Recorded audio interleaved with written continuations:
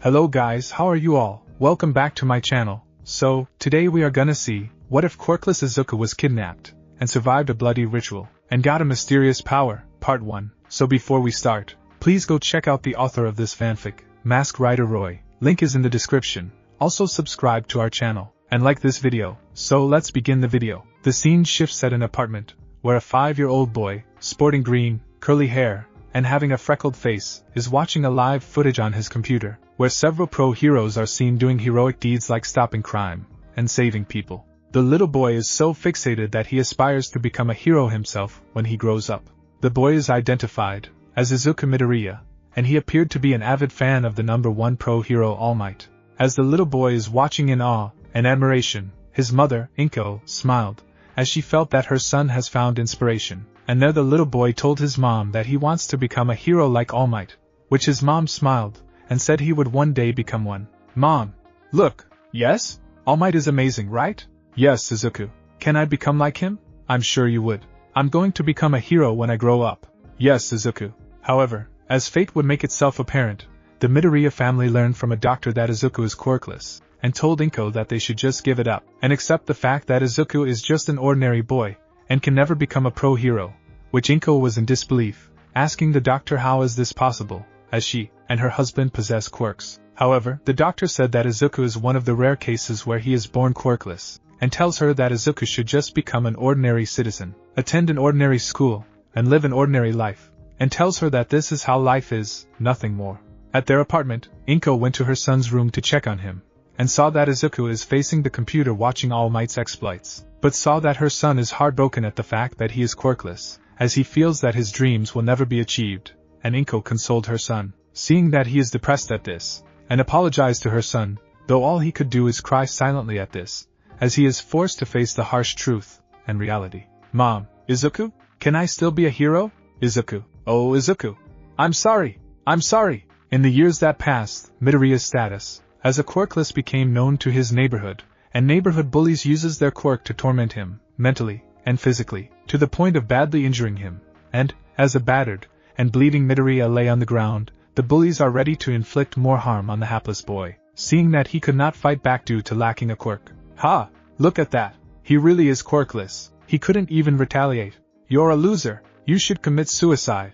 Yeah, you're a failure. A trash. This made Izuku's childhood life unmemorable, and Inko tried hard to make her son realize that all is not lost, and that she is sure that something good is bound to happen, and that a bright tomorrow awaits him, and he shouldn't give up on life. Inko's love for her son proved to be the factor that made Izuku hold on, and persevere through the challenges that came, and he fought the misfortunes that tried to pull him down, and so far he is able to move past the fact that he is born quirkless. Perhaps the biggest tragic challenge came when a reckless driver was trying to escape pursuing police cars, and he brazenly rammed several pedestrians, and the Midoriyas are among the victims. However, Inko managed to shove her son away before being run over by the ramming van, and Inko is fatally wounded, and using her last remaining life, she tells a crying Izuku not to give up, and keep on living, assuring to him that his dreams will one day come true. Izuku, Mom, it's okay you have. Mom please, live stay strong. Mom, you're my hope. Mom.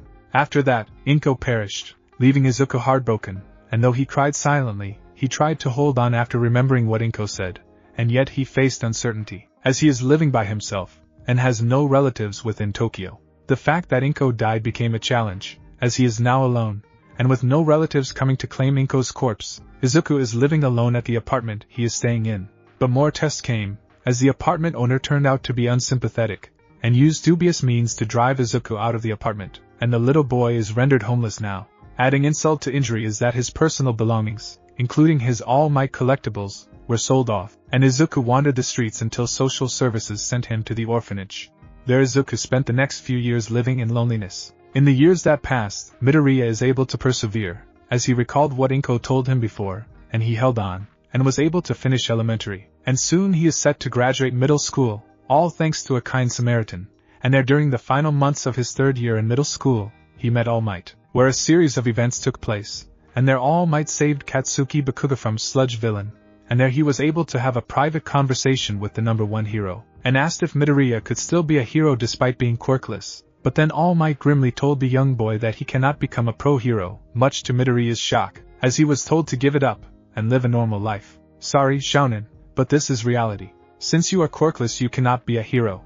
That's the harsh truth. All Might, sorry, but you'll have to give up your dreams, but live a normal life. That's my advice for you. After that, All Might left, and a dejected Midoriya walked away, feeling that his life is starting to fall apart, as the hero he admired the most would tell him to give up his dream just because he was born quirkless. As Midoriya was walking the streets, he noticed a light emanating beneath him, which appeared to be a red-colored circle, and it vaguely resembled a pentagram, and, as Midoriya was about to respond in defense, the circle glowed brighter, and he slowly disappeared. Much later, the scene shifts at an unspecified area off the coast of Tokyo, where several people of all ages are stranded, and they are confused and bewildered at the fact that they were transported to what appeared to be an unmanned island, surrounded by raging waters. And the people are wondering how they ended up here, and realize that they were trapped, and they began to moan in helplessness, as they see that they are far from the mainland, and getting help would be difficult. Oh no, my phone has no signal. Mine too. We can't call for help. What do we do? Someone help. Call a pro hero. I want to go home. Help. Among those abducted was Izuku Midoriya himself, and he too was bewildered as to how he ended up here. But then something unexpected took place, as a solar eclipse happened, and their bodies are experiencing an excruciating pain, and it shows that their bodies are glowing, and many are screaming in pain, which they were begging for help until one by one, their bodies exploded, flesh disintegrated, and the area they are standing on was covered in blood. As more and more of the screaming people fell victim, the numbers dwindled until Midoriya, who was horrified at what he just witnessed, is kneeling. As he is bleeding, his body glowed in some kind of energy. As you can see that a pair of wings are emerging from his back, his skin is being peeled off, and he is on the verge of being ripped apart. However, he appeared to have a strong will, and looked up in the sky, and raised his hand, as if he was trying to reach something, and he slowly stood up, fighting the pain, and screamed in fury and determination, showing that he has some kind of incredible strength from within. I won't give in. I won't give up. A sudden burst of light appeared, and Midoriya's body glowed again, but this time nothing happened, as he remained intact. His wounds somewhat healed, yet bloodstains remained on his ripped clothing. The young boy, currently 14, looked around, and saw the remains of the victims, which were only bloodstains before something emerged, which humanoid-like entities appeared, and went to different directions. One remained, however, and saw Midoriya, and approached him, intending to harm him until a magical barrier appeared, and swatted the attacking entity away. The young teen turns around where he sees another figure, garbed in whitish armor and robes, and is standing before him. Looking like the white-armored figure is observing the scene for some time. There the mysterious figure in white armor and robe approached Midoriya, and gave an unseen object to the young teen, and said that he is the chosen one who will fight to protect others. Well done. Huh! In spite of what you went through, you held on, and survived.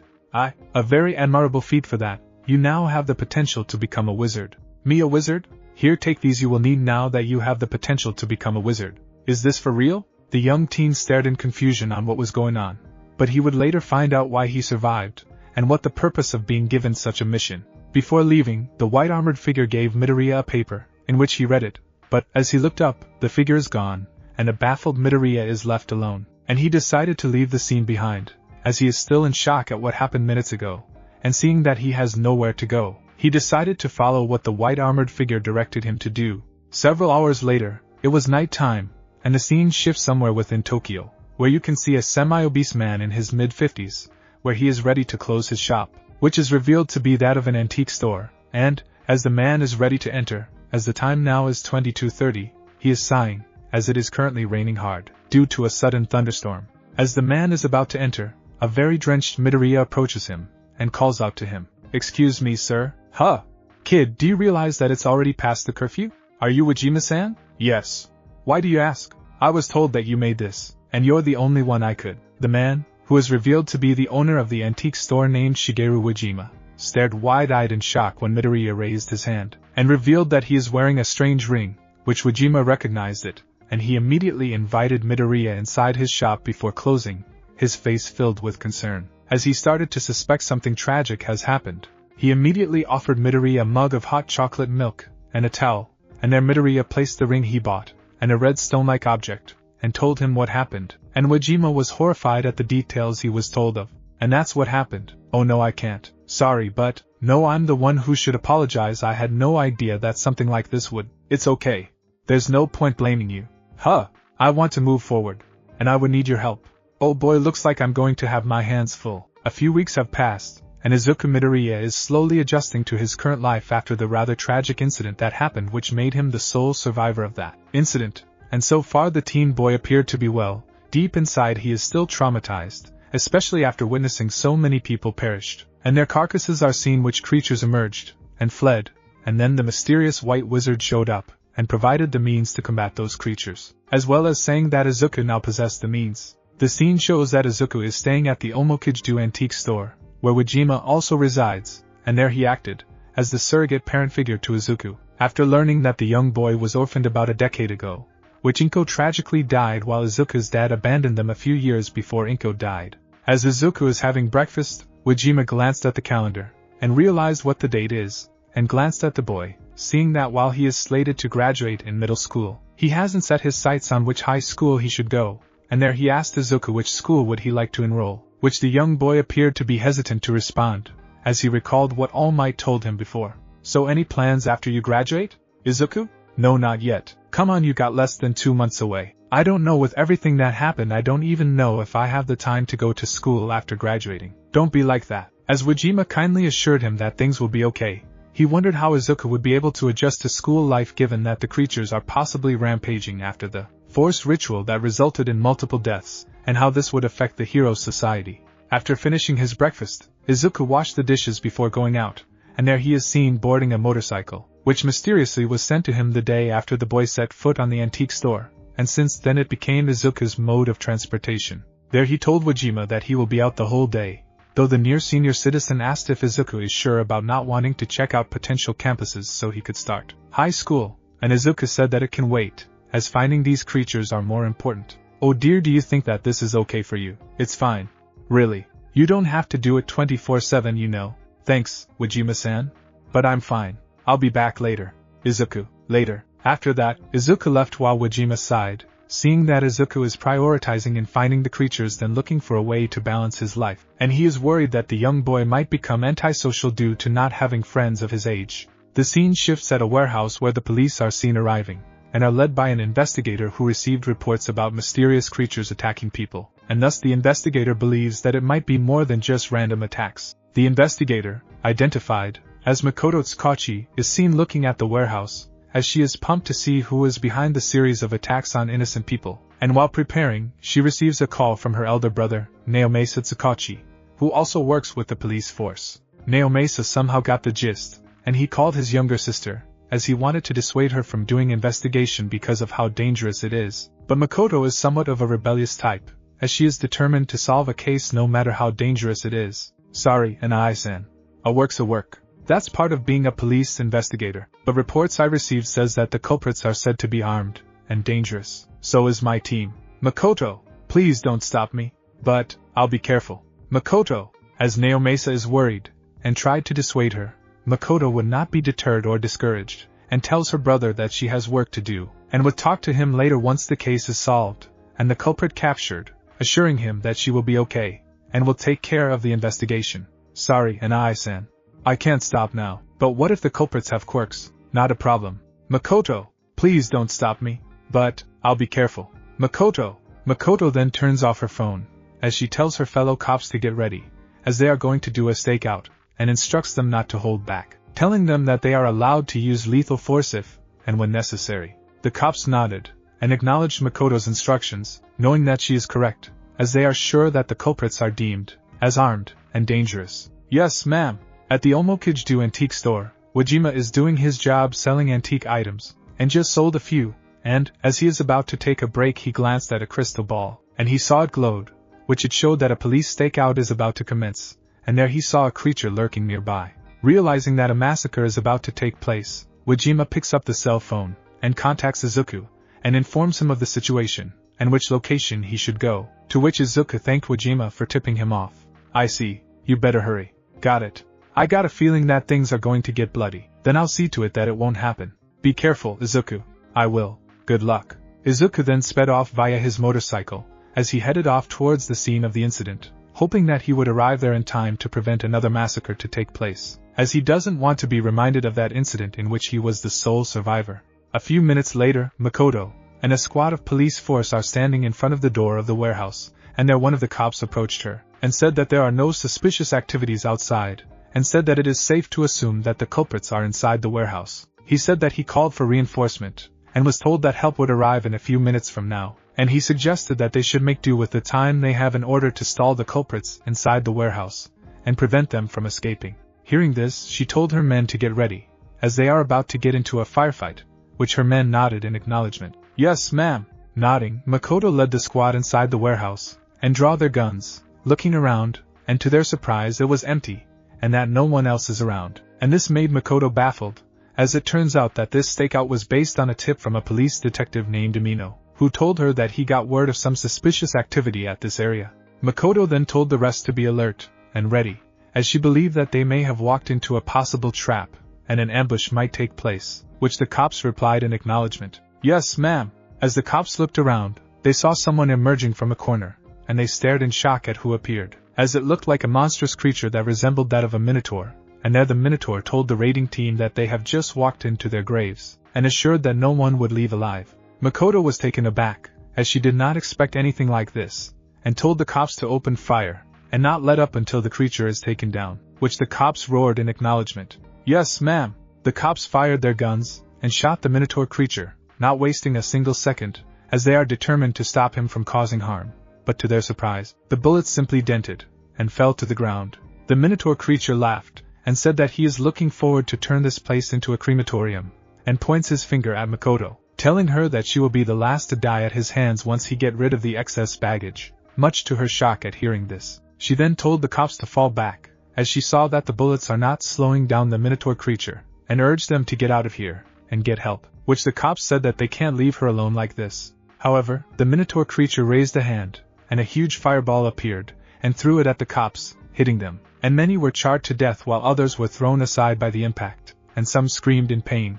Makoto narrowly evaded the attack, but is then cornered by the Minotaur creature, and tells her that she is the next to fall, as he began to strangle her in a slow, painful, and agonizing way. Looks like you're all alone now.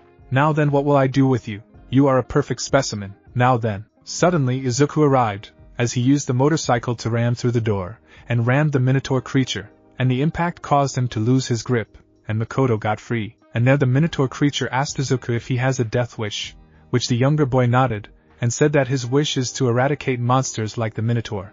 As the Minotaur is poised to attack, Izuku got off the motorcycle, and there he placed his right hand in front of the belt, which had a hand symbol attached, which is identified as the Wizard River, where a voice spoke where the ordinary-looking belt changed shape, and became a semi-large, metallic one. Wizard River, drive around please. The Minotaur creature raised an eyebrow upon seeing this, as Izuku took out a ring, and placed it on his left middle finger, where he was ready to initiate his transformation. Shabadubi touched to Henshin. Henshin. Wizard River, flame please hi. Izuku raised his left arm in a sideway motion, where a magical circle, imbued with very bright fire, and flames, appeared, and slowly went towards the teen boy, enveloping him, and both Makoto and the Minotaur creature stared in shock, as they believed that Izuku was burned alive, but to their surprises, he is enveloped in black armor with an overcoat, his chest armor has red crystal-like ornaments, his helmet resembled a crystal ring with the eye lens resembled a red jewel. He is now Kamen Rider Wizard,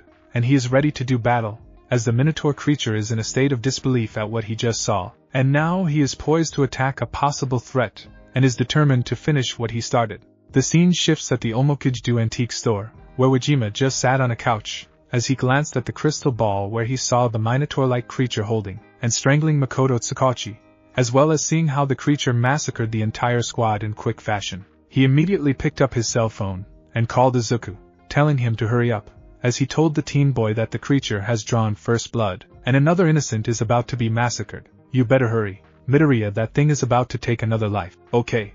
Is there anyone else? Almost all the cops are killed except for one. You better get there faster. I'm on it. Be careful. Yeah. Outside the warehouse, the enigmatic person in white armor and robes stood outside just as Izuku arrived, and there he told the teen boy that now is the time to test himself and prove his mettle as a wizard, as well as reminding him on what to do, as this would be his first battle. Looks like you arrived just in time. Your first test is right in there.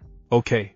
But I'm in a hurry. Remember what I told you. Yeah, I know. Then go. Later. Nodding, Izuku drives the motorcycle, and head towards the warehouse, as he intended to stop the Minotaur creature before claiming more innocent lives, and the enigmatic figure, who is identified only as the White Wizard, watches on before another unidentified creature showed up, and is ready to pounce on its prey before the White Wizard places his right hand in front of his metallic belt, which is revealed to be a Wizard River, and there the Wizard River spoke to confirm a command. Wizard River, explosion now. A powerful explosive blast struck the creature, which sent it backwards, and hit a few drums, and, as it got up, the White Wizard placed his right hand in front of the Wizard River, and activated another command. Wizard River, chain now. Metallic chains appear, and bind the unidentified creature, and it struggles to break free, and there the White Wizard places his right hand in front of the Wizard River, and activates another command. Wizard River, explosion now. Another explosive blast struck, and this time the unidentified creature exploded, and was killed off, and seeing that there is nothing much left to do, the White Wizard took his leave, knowing that Izuku can handle things from here on. The scene shifts inside the warehouse where the Minotaur creature continues to strangle Makoto, and tells her that she is the next to fall, as he increases the pressure to strangle her in a slow, painful, and agonizing way. Looks like you're all alone now. Now then, what will I do with you? You are a perfect specimen. Now then. Suddenly Izuku arrived, as he used the motorcycle to ram through the door, and rammed the Minotaur creature, and the impact caused him to lose his grip, and Makoto got free, and there the Minotaur creature asked Izuku if he has a death wish, which the younger boy nodded, and said that his wish is to eradicate monsters like the Minotaur. As the Minotaur is poised to attack, Izuku got off the motorcycle, and there he placed his right hand in front of the belt, which had a hand symbol attached, which is identified as the Wizard River, where a voice spoke where the ordinary-looking belt changed shape, and became a semi-large, metallic one. Wizard River, driver on please. The Minotaur creature raised an eyebrow upon seeing this, as Izuku took out a ring, and placed it on his left middle finger, where he was ready to initiate his transformation. Shabadubi touched to Henshin. Henshin. Wizard River, flame please. Izuku raised his left arm in a sideway motion, where a magical circle, imbued with very bright fire, and flames, appeared, and slowly went towards the teen boy, enveloping him, and both Makoto and the Minotaur creature stared in shock, as they believed that Izuku was burned alive, but to their surprises, he is enveloped in black armor with an overcoat, his chest armor has red crystal-like ornaments, his helmet resembled a crystal ring with the eye lens resembled a red jewel. He is now Kamen Rider Wizard, and he is ready to do battle, as the Minotaur creature is in a state of disbelief at what he just saw, and now he is poised to attack a possible threat, and is determined to finish what he started. He fired a series of fire blasts, and Wizard evaded them just as he toggles the Wizard River, and the center portion of the belt changed symbols, where the left hand symbol became a right hand symbol, and there he placed his right hand in front of the Wizard River, where the ring on his right middle finger glowed, and the Wizard River spoke, as it confirmed the activation of a spell. Wizard River, connect please. A magical circle appeared, and Wizard placed his hand, and grabbed something before pulling out, showing that he brought out what appeared to be a long nozzle gun which has a hand symbol attached, and there he opened fire, shooting a barrage of bullets which flew at fast speed, and went straight for the Minotaur creature. The Minotaur creature fired more blasts in an effort to melt the bullets, but some got through, and struck him, and a few hit his head, resulting in his left horn getting severed, and the Minotaur creature screams out in pain, and their wizard tells the creature that he is finished, but the latter refused to admit defeat. Looks like you're through. Never. Surrender now. I won't be beaten by the likes of you, and I won't let you go on another murder spree. Bah! Next time I will kill you. There won't be one. The Minotaur creature then saw a few drums near the wizard, and there he fired a strong blast, and struck the drums, which contained fuels, and there an explosion occurred which distracted the wizard, and this allowed the Minotaur creature to make a hasty escape. Wizard recovered, as the smoke cleared, but is dismayed to see that the Minotaur creature got away, and he sighed in dismay, as this means that he would have to find him in a rather difficult situation due to how large Tokyo is, and it would be like finding a needle in a haystack. Makoto was there after witnessing the rather brief battle, and wondered who her rescuer is, and her eyes blinked, as Wizard powered down, and she stared wide-eyed in disbelief seeing Izuku is actually an underage teenager, and this made her recall what the Hero Public Safety Commission announced. Vigilantism is banned, and outlawed. As Makoto is contemplating confronting Izuku, her eyes blinked when the White Wizard showed up, and she saw that the White Wizard also sports a Wizard River like Izuku, and there she overheard the two having a conversation. You did well on your first battle. No, I didn't. That monster fled, and he will resurface sooner or later. Once he does, you will be able to stop him for sure. Will I? Yes. The power lies within you, Remember, you are everyone's hope. After that, the white wizard placed his right hand in front of his wizard river where his ring glowed, as he activated a command, and he teleported away, just as Izuku stared at the warehouse, seeing that despite managing to save a life, nearly everyone else was killed, and this made Izuku feel guilty, as he previously vowed to prevent more deaths under his watch. Then he saw Makoto standing there before she approached him, and asked him for confirmation if he is the one who chased off the Minotaur creature, which he stared in a slight surprise seeing that she saw him transform a while ago. Huh, it was you, wasn't it? So you saw me? Yes. You are? A wizard? Seriously? Yes. Makoto blinked her eyes after hearing what Izuku told her, which revealed that the creature that massacred her subordinates is called a phantom, and that they seem to target some certain individuals, though he couldn't be sure yet on why. Makoto is unsure how to react to this, as never in her life would she encounter something like that, and asked her what these so-called phantoms can do, which he said to her that phantoms possess some ranges and power, and conventional weapons like ordinary guns with ordinary bullets are ineffective against them. He also revealed that for some reason, people with magic, like him, are the only ones that have the means to deal with a phantom, which made Makoto baffled, as she questioned his statement, saying that even pro-heroes can deal with something like facing these so-called phantoms. Izuku then said that he is told that even pro-heroes would have trouble dealing with phantoms, hence those with magic are the only ones who can confront the phantoms, which made Makoto feel irritated, as she believed that even she can do something like facing a phantom. That's a lie. You're saying that even heroes with quirks couldn't handle those things? Based on what I saw. Huh, what you saw a while ago is proof. Only those with magic can harm a phantom. That's the truth. You can't wait. But then something struck her mind, as she stared at Izuku, and asked him in a point-blank tone, in which she asked how he is able to deal with that phantom, and kind of quirk he possesses, as she thinks that Izuku has a quirk which he did not register, and is now using it for vigilantism. Izuku stared at her in a serious way, and admitted that he is quirkless, and that what he used in driving the phantom away was magic, and admitted that through unintentional and unexplained circumstances, he gained magic by the way of having a phantom inside him. Makoto stared wide-eyed in bafflement at hearing this.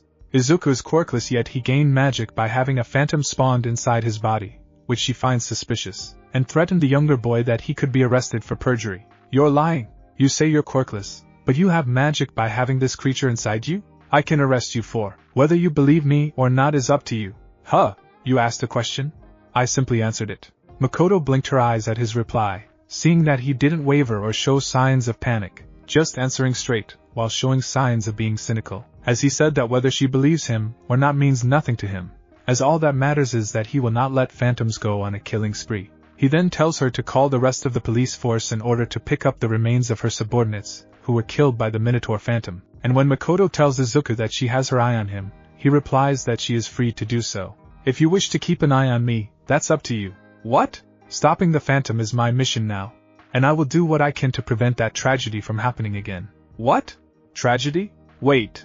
As Izuku Midoriya took his leave, Makoto Tsukachi could only watch, as the younger boy boarded the motorcycle, and saw the somber look on his face, as he puts on the helmet, then left, which Makoto wondered if she should follow him, as she is suspicious towards the boy after being told that he has a phantom inside him.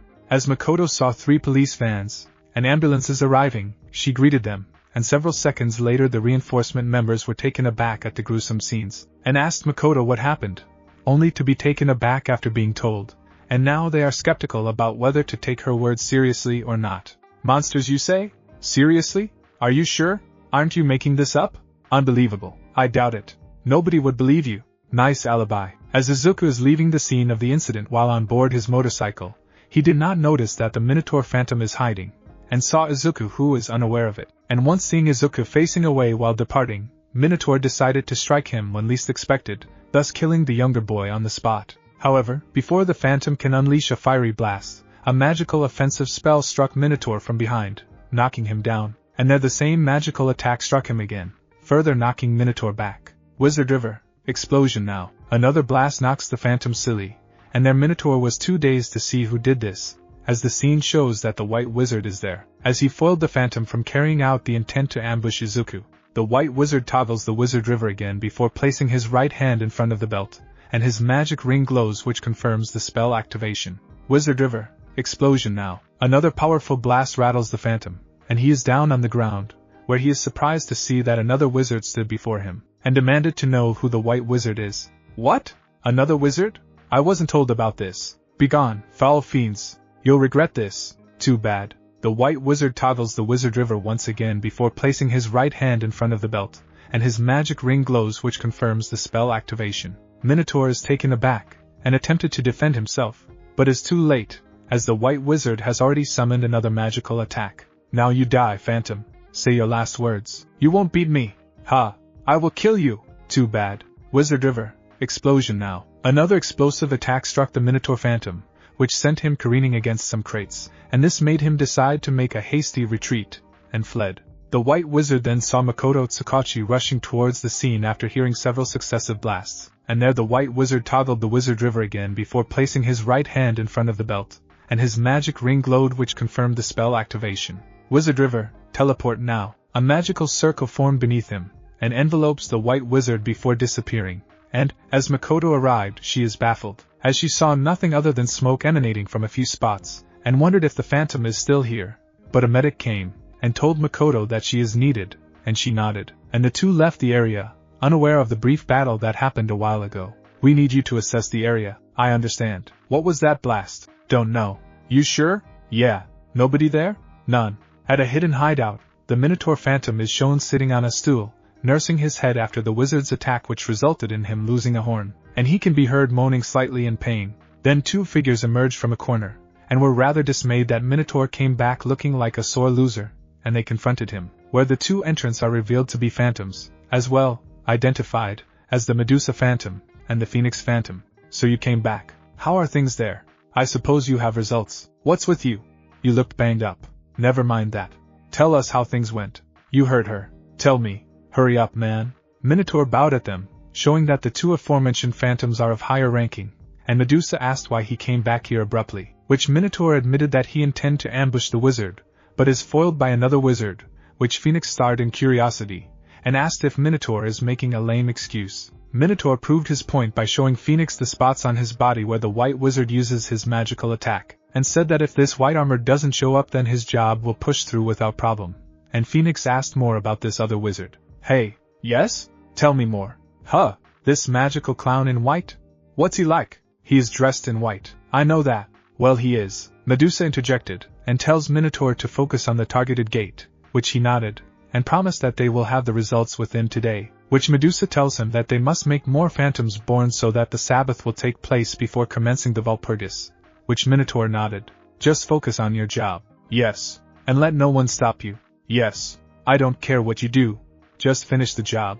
Yes. And to make things clear, I will not tolerate failure. Yes. Much later, the scene shifts at the Omokijdu antique store, where Wajima just sat on a couch, as he glanced at the crystal ball where he saw the police loading the dead bodies, and putting them inside several body bags, while Makoto Kazaki could only stand there watching. By then the door chime rang, and he turned around, where he saw Izuku entering, which the ring maker greeted him, and began to offer him a bottle of water, though Izuku just nodded, and sat on the couch, looking dejected, and Wajima asked him why the younger boy is so glum even though he did a good job in driving the Minotaur Phantom away. I was too late. Only that woman survived. It's not that bad. It is.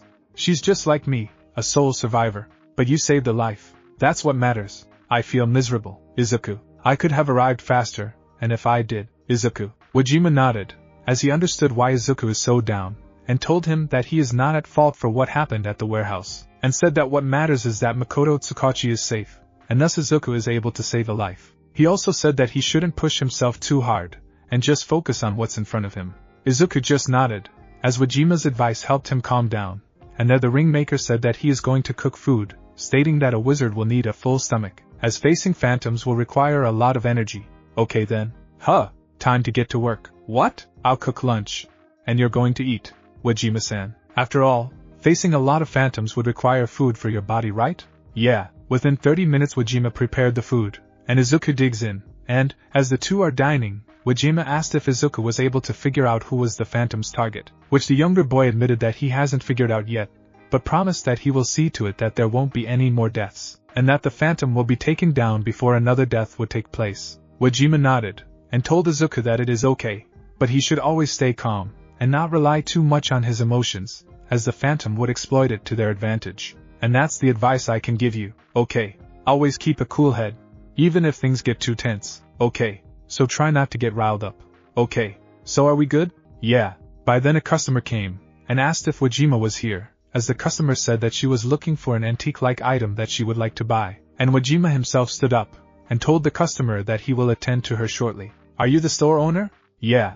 I'm the one. I'm looking for an item. Okay, I'll assist you shortly. And do you accept call-in orders? I have a friend who... Yes. We'll discuss it in a while. Or would you prefer cash or credit card? Cash, please. Within 30 minutes Wajima prepared the food, and Izuku digs in, and, as the two are dining, Wajima asked if Izuku was able to figure out who was the Phantom's target, which the younger boy admitted that he hasn't figured out yet, but promised that he will see to it that there won't be any more deaths, and that the Phantom will be taken down before another death would take place. Wajima nodded, and told Izuku that it is okay, but he should always stay calm, and not rely too much on his emotions, as the Phantom would exploit it to their advantage. And that's the advice I can give you. Okay. Always keep a cool head. Even if things get too tense. Okay. So try not to get riled up. Okay. So are we good? Yeah. By then a customer came, and asked if Wajima was here, as the customer said that she was looking for an antique-like item that she would like to buy, and Wajima himself stood up, and told the customer that he would be there shortly. Are you the store owner? Yeah. I'm the one. I'm looking for an item. Okay, I'll assist you shortly. And do you accept call-in orders? I have a friend who... Yes. We'll discuss it in a while. Or would you prefer cash or credit card? Cash, please. As Wajima is accommodating the customer, Izuku noticed something lurking outside the antique shop, and he sneaked out to see what is going on, and saw some minor creatures are lurking, getting ready to crash their way in, which Izuku became dismayed, as he can't let them turn Wajima's shop into a battlefield, and decided to lure the creatures away from here to prevent any property damage. I'd better take them someplace far, and not cause Wajima any problems. Transforming into Kamen Rider Wizard, Izuku uses magic to drag the creatures away from the shop, and engage them in battle, and the creatures roar, as they set their sights on Izuku, seeing that he is alone, and settled for an easy target. As the battle between Izuku and the creatures are ongoing, Wajima is busy attending to the customer, and she appeared to be interested in a certain item, and asked how much this item is, which Wajima nodded, and told her of the price, which appeared to be affordable, seeing that she can match the amount, and is quite pleased that the amount of money she brought is just right. And that's the price? Yes, ma'am. I see. So then, I'll buy you. Really? Yes. That's good to hear. After that, the customer bought the item, and left, which Wajima was pleased with, and, as he went back to the dining hall, he was perplexed that Izuku was not here, and wondered where he went, unaware that the boy was embroiled in a battle near the antique shop. Meanwhile, Izuku is fighting off the creatures, as wizard, and, as he is busy fending them off, he did not notice that another Phantom is hiding, and saw Izuku, who is unaware of it, and once seeing Izuku is busy fighting off the creatures, the Phantom decided to strike him when least expected, thus killing the younger boy on the spot.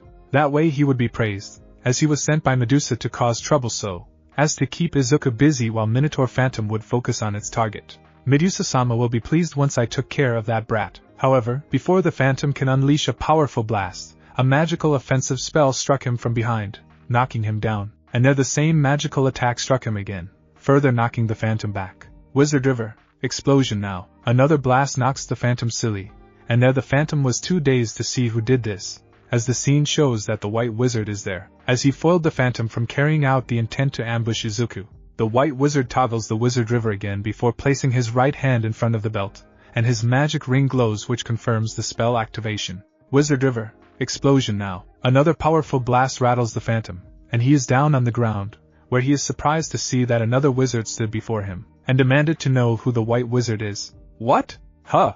What's this? Another wizard? I wasn't told about this. Begone, foul fiend. No way. I'm going to kill you. Too bad for you. The White Wizard toggles the Wizard River once again before placing his right hand in front of the belt, and his magic ring glows, which confirms the spell activation. The Phantom is taken aback, and attempted to defend himself, but is too late, as the White Wizard has already summoned another magical attack. Now you die, Phantom. What? Say your last words. Ha! You won't beat me. Really? I will kill you, and put your damn head on a platter. That's too bad for you. Wizard River, explosion now. Another explosive attack struck the Phantom, which sent him careening against a parked car, and, as he got up, the White Wizard toggled the Wizard River, and repeated the same spell, but this time the effects were strong enough, and struck the Phantom. The Phantom screamed, as he was destroyed on the spot for good. The White Wizard then saw the armored Izuku rushing towards the scene after hearing several successive blasts, and there the White Wizard stood still, as Wizard approached him, asking what just happened, though the White Wizard assured to him that everything is okay now, and tells him that the phantom that he encountered earlier is at the police station. Izuku blinked his eyes upon hearing this, and asked how did he know, but the White Wizard said that Izuku must head there if he intended to save the gate at any cost. You must go now. Wait, how did you know about this? All in due time. But, you should go now. Time is of the essence, could you at least, until we meet again. Wait, after that, the White Wizard toggles the Wizard River, and activates a spell, much to Izuku's confusion. Wizard River, teleport now. A magical circle formed beneath him, and envelopes the White Wizard before disappearing, leaving Izuku behind.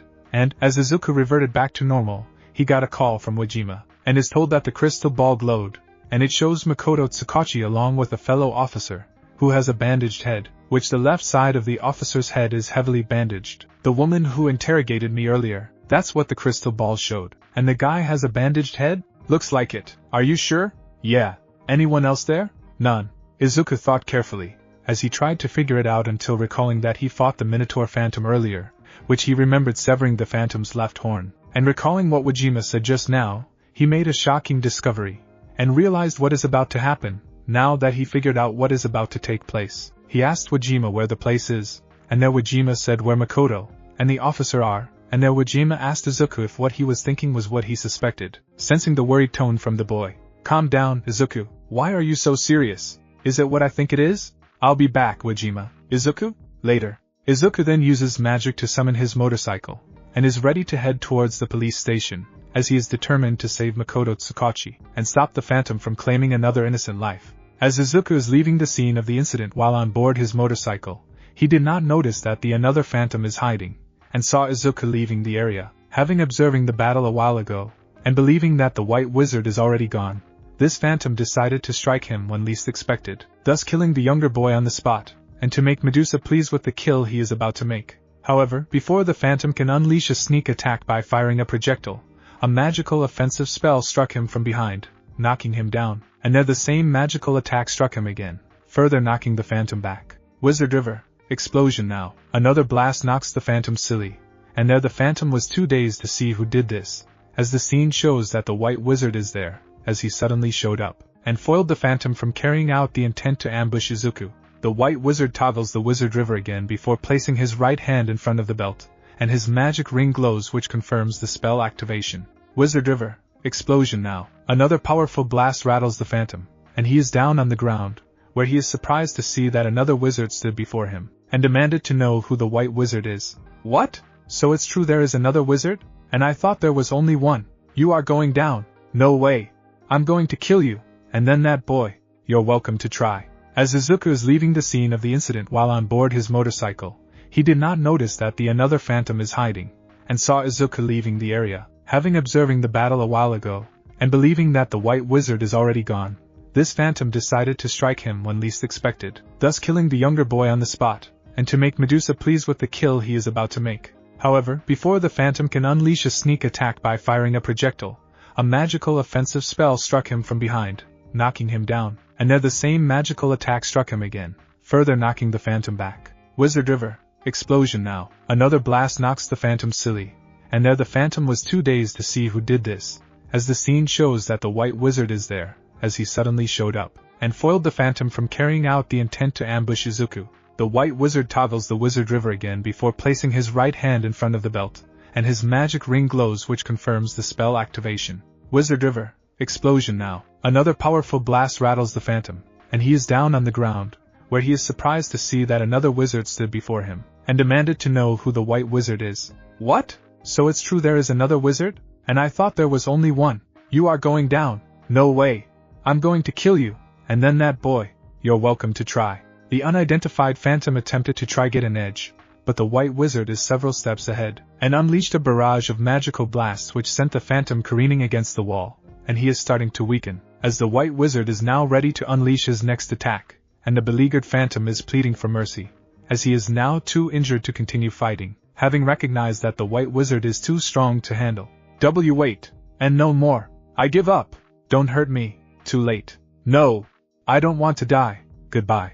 A passing police car happened to be passing by, and the two cops on board are doing some patrol when they heard what they believed to be a loud explosion, and, as they saw an alley, the two cops went there, and found smoke emanating, and a rather huge hole on the ground, but the phantom's remains are nowhere to be found, as the white wizard had incinerated him before leaving. At a nearby park, the scene shows that Makoto appeared to be upset, where a brief flashback revealed that Makoto told her superiors about what happened earlier, but in an ironic turn of events she is told by her superiors to stay out of the case, reasoning that it is something the police can handle, and that it would be best to let the pro-heroes deal with the situation, which upsets her, as she reasoned that her men were killed senselessly, but her superior officer said to her that is how life goes. Angered, Makoto storms off with Amino following her, and console with her, as he told her that this may be for the best, as they don't have the means to deal with the so-called monsters, though Makoto still wanted to remain in this case, as it is her duty, as a policewoman, to serve and protect people regardless of the odds. And Amino then asked her what motivated her to do this, and why go to such length at the risk of her own. You sure are dedicated. What else would you expect? As a policewoman I have to fulfill my duty. I can't give up like this after that bull of a police chief wagging his tail like a dog. I see. Wait, I accidentally saw your profile. You have a quirk, don't you? Why not become a pro-hero so that you did? Well, even though what you said is true, it won't make any difference. Really? Why? What does your quirk do? Well, my quirk is called Polygraph, and this quirk allows me to monitor the physiological signals of any person I touch, thus allowing me to determine whether or not someone is lying. However, there's a drawback. I can't detect a lie if the person is relaxed or if the person in question doesn't believe they're lying. Is that so then? Since you're the only one here that has a quirk, it means you're the perfect candidate. Hey, what are you of? When told about her quirk, and how it functions, Amino smirked, and grabbed Makoto through her neck by force, in the process slapped her hard to the ground, busting her lips, and at the same time, she looked baffled until a sudden scene shocked her, as Amino revealed himself to be the Minotaur Phantom, and there he told her that Amino was already dead 6 months ago when he gave into despair. Ha! Looks like my assignment is about to be completed. Amino, what are you? Amino died 6 months ago. He gave into despair, and gave birth to me. You're that. The phantom you encountered earlier at the warehouse. The Minotaur Phantom. No, now you are going to sire a phantom. What are you? Makoto suddenly twitched, and is now in pain, and this caused her to fall to the ground, and started to crack up, much to the phantom's delight, as she will soon sire a new phantom at the expense of her very own life, not caring what happens to her once she is torn from the inside, and this would please both Medusaman and the wise men. A brief flashback revealed that moments ago Minotaur grabbed Makoto, and secretly injected something on the back of her neck, and that is where Makoto started to suffer an effect. As it turns out, that Minotaur secretly injected a drug that causes a person's quirk to turn into a life form, and starts to tear over the host's body, which will kill the host, while the quirk will turn into a phantom, and assume the host's physical appearance and voice, along with the host's memories, now become a phantom, and serve the wise men. However, Izuku arrived, and the team used his Y-sword gun in gun mode to keep the phantom away, and Minotaur was surprised to see him, which Izuku, after severing the phantom's horn, and seeing that Amino has his head bandaged, it gives away the fact that Amino is the phantom, and that Makoto is the gate, and everything now fits in. But a defiant Minotaur stated that he is too late, as Makoto will soon sire a new phantom, and it will take her place. You're too late, this woman will sire a phantom, and serve us for life. But Izuku wouldn't stand by, and let this happen, but Minotaur threw out some seeds which in turn spawned some henchmen, and are now going to obstruct Izuku's path. But the white wizard appeared, and tells Izuku to deal with the phantom. Go deal with the phantom, leave the rest to me. You, go and hurry. Are you sure? I will be fine. Do it now. Okay, be careful. Izuku then places his right hand in front of his belt that has a hand symbol, which the ring glowed, and for the belt, which turns out to be the Wizard River, spoke to confirm the magical command. Wizard River, drive around please. Soon the Wizard River appears, as a magical, metallic belt, and Izuku puts on a magic ring on his left middle finger, then places it in front of the Wizard River to begin his transformation. Shaba to be touched to henshin, Shaba to be touched to henshin, Shaba to be touched to henshin, Shaba to be touched to henshin. Asterisk, this is a rap song sung in Japanese. Henshin, Wizard River, flame please. A magical circle appeared on the left side of Izuku, and slowly went towards the right, enveloping the team. And now he is encased in black armor with red ruby-like ornament-like armor, which included his helmet, along, and with a black robe, and there he is now in his armored form known simply as the Wizard. And Minotaur can sense the power emanating from both Izuku's magical abilities, sense the phantom coming from deep within the teen's body. What's this? I can sense a phantom inside you. Sa showtime da. Asterisk translation. Now it's showtime. And so the wizard charges towards the Digimon, with Minotaur doing the same, and both exchanged blows, with the wizard applying his martial arts skills to get an upper hand. But the Phantom's brute strength evened the odds, and the fight became close. But then the Phantom brought out his battle axe, and struck Wizard with it, forcing the armored teen to bring out the Y-sword gun, and toggled it to assume sword mode, and the two clashed weapons. "You'll never stop me. That woman will sire a phantom. I won't let that happen." "And how will you do that?" "I will bring hope to those in despair." "You'll never be, as long as I'm around." "I don't think so." "Then have at you." "Blast, he's stalling me, gotta finish this fast." Seeing that the Phantom is stalling him, Wizard then puts on a magical ring on his right middle finger, and places it in front of the Wizard River, and a new command is activated. "Wizard River, copy please." A new magic took place, as the copy ring allows the wearer to create clones of himself, and the two wizards attacked a bewildered Minotaur, managing to stagger him back until the Phantom lets out a huge fireball, while Wizard replaces his right magic ring with another one, and places it in front of the Wizard River. "Wizard River, defend please." A magical barrier made of fire appeared, and deflected the attack, with a copied version of Wizard going ahead to distract Minotaur while the real Wizard removes the copy ring, and replaces it with another magic ring, putting it on his right middle finger, and is now ready to put it in front of the Wizard River, and execute another magical attack. And now the finale. Rapachi Majika Tachi Go. Wizard River, Choin.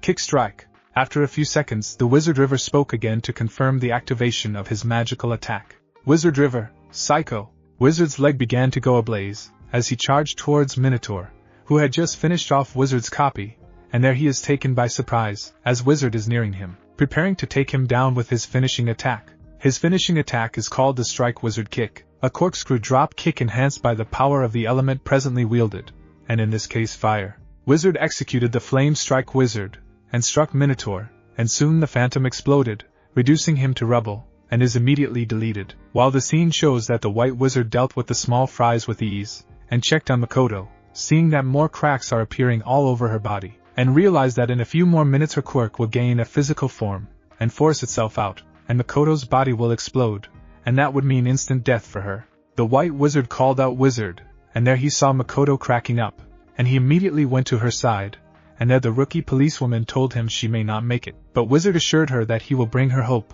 which she called weird. "You better hurry." "I'm on it." "Boy, I'm sorry for causing you trouble, I guess I won't be able to make it." "You will remember what I said to you. If you do end up losing everything else, I'll be there to bring you hope. You're one weird guy." Placing a magic ring on Makoto's finger, he took her hand, and placed it in front of the Wizard River, and a command was activated. "Wizard River, engage please." Makoto fell unconscious, as a magical circle appeared, and the wizard went inside Makoto's body to see if he could stop Quirk from tearing her apart. Inside Makoto's body, you can see that Wizard has entered her subconsciousness, which Wizard dubbed it as her underworld, where you can see her hopes and dreams are stored. But then her quirk appeared, and has gained a physical form, and became an unidentified phantom began to emerge, and is starting to tear out Makoto's underworld. And once that underworld is destroyed, it would proceed to take over the host body before destroying it physically, and assume the host's human form. Seeing that time is running short, the wizard inserts a ring on his right middle finger, and places it in front of the Wizard River, and a magical command is activated. "Wizard River, drag her eyes please." A magical circle appeared, and something came out, which appeared to be a biomechanical phantom in the form of a dragon.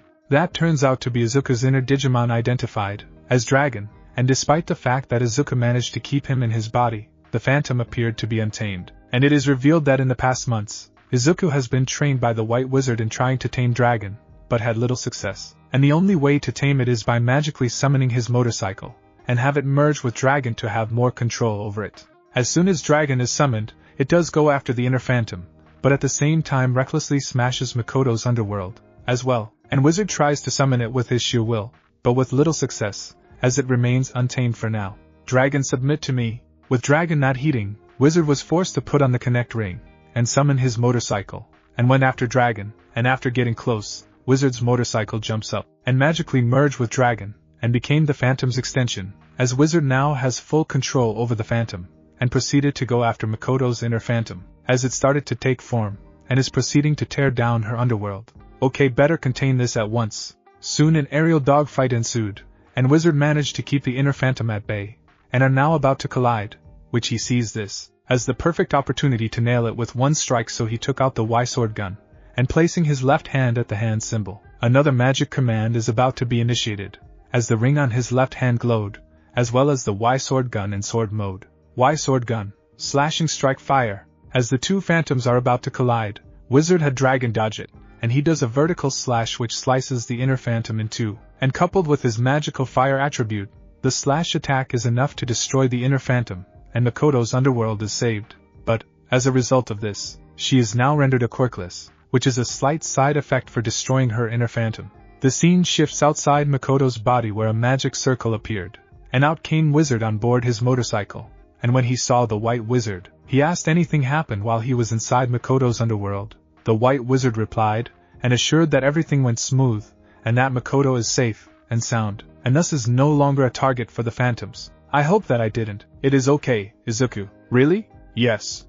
The phantom has been eradicated, that's all that matters. So then, you did well. You better go home now. Reverting back to normal, Izuku carries Makoto, and places her on a bench, and then he and the White Wizard departed, and after several minutes Makoto woke up, and looked around seeing that she is alone, and noticed the engaged ring on her right middle finger, as she finally remembered the events, and couldn't believe that Izuku saved her a second time, while the scene shifts to the road where Izuku is riding his motorcycle, as he is heading back to the Omokujdu antique shop to rest after a day's work. One morning, a week after the Minotaur Phantom's defeat, the scene shifts to a park where a group of teenage girls are playing soccer, and the scene seemed to be centering on a certain girl, a shoulder-length redhead who appeared to be a beginner even though she had a potential to be a good striker, and showed some potential, as well.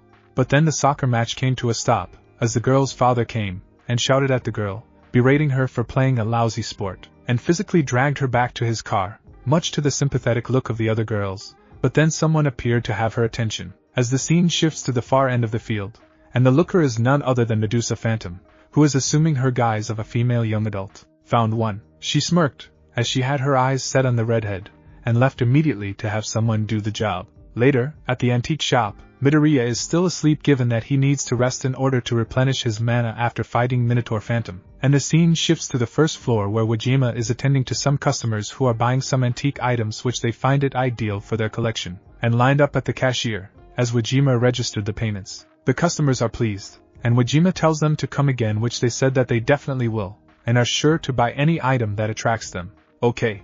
After that, Midoriya woke up, and upon coming down, he saw Wajima bringing out what appeared to be a blue-colored stone, which the adult shop owner revealed that it is a magic stone he stored for months, given to him by an unknown person just months before Midoriya, and some unfortunate souls are subjected to the traumatic ritual. A magic stone? You have it with you all this time? Well, a stranger gave it to me just a few months before you were forced into that ritual 6 months ago. So you're making a new ring? That's right, you just started this mission, and I figured that you might need these. Yes, you're right, and it won't be an easy one. You'll be needing magic rings, as much as you could so, as to help you in your fights against the phantoms. I understand. Well, time to get to work. Immediately Wajima started to get his tool, as he is going to craft a new set of magic rings so Midoriya would have more means to combat the phantoms, as having more firepower and arsenals would help the teen in his battles, while Midoriya began scanning the crystal ball to see if there are any phantom sightings within the city, as she had to do this for now while he is still replenishing his physical and magical energy, knowing that his body has its limits. Outside the shop, the scene shifts to a roof where the White Wizard is watching, sensing the aura of the blue magical stone, and he guessed correctly that Wajima is in the process of crafting more magic rings, and there he summoned a familiar, as he gives a green-colored magic stone, and have the familiar sent it to the antique shop so Wajima would receive it, and start making new rings, while sensing that Takuya is about to wake up.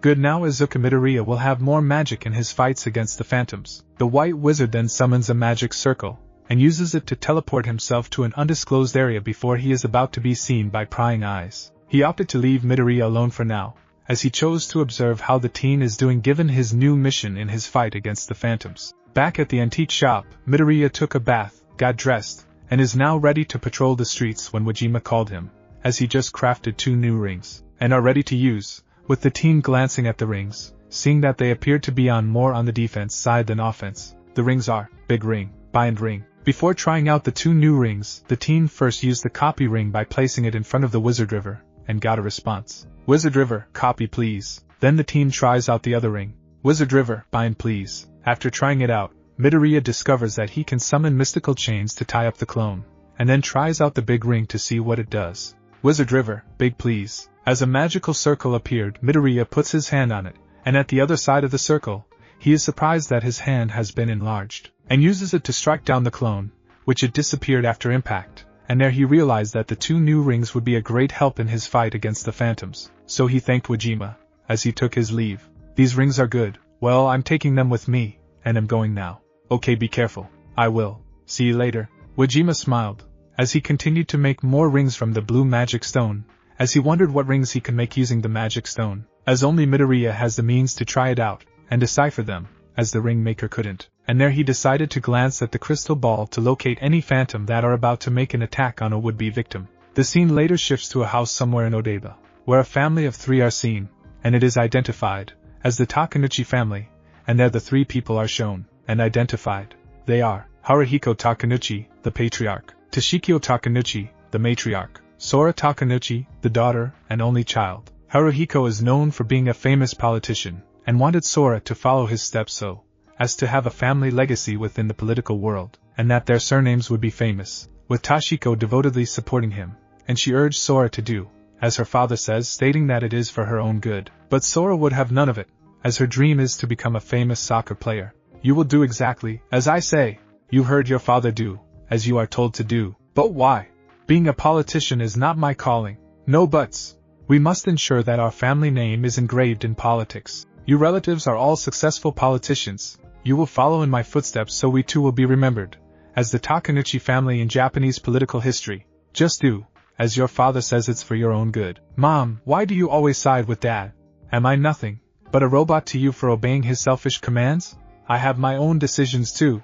Because it's all for the sake of our family. Your father knows what's best for you. I support his every decision, so must you too. But I don't want to enter politics. I have my own dream. I want to be a soccer player. You will do no such thing.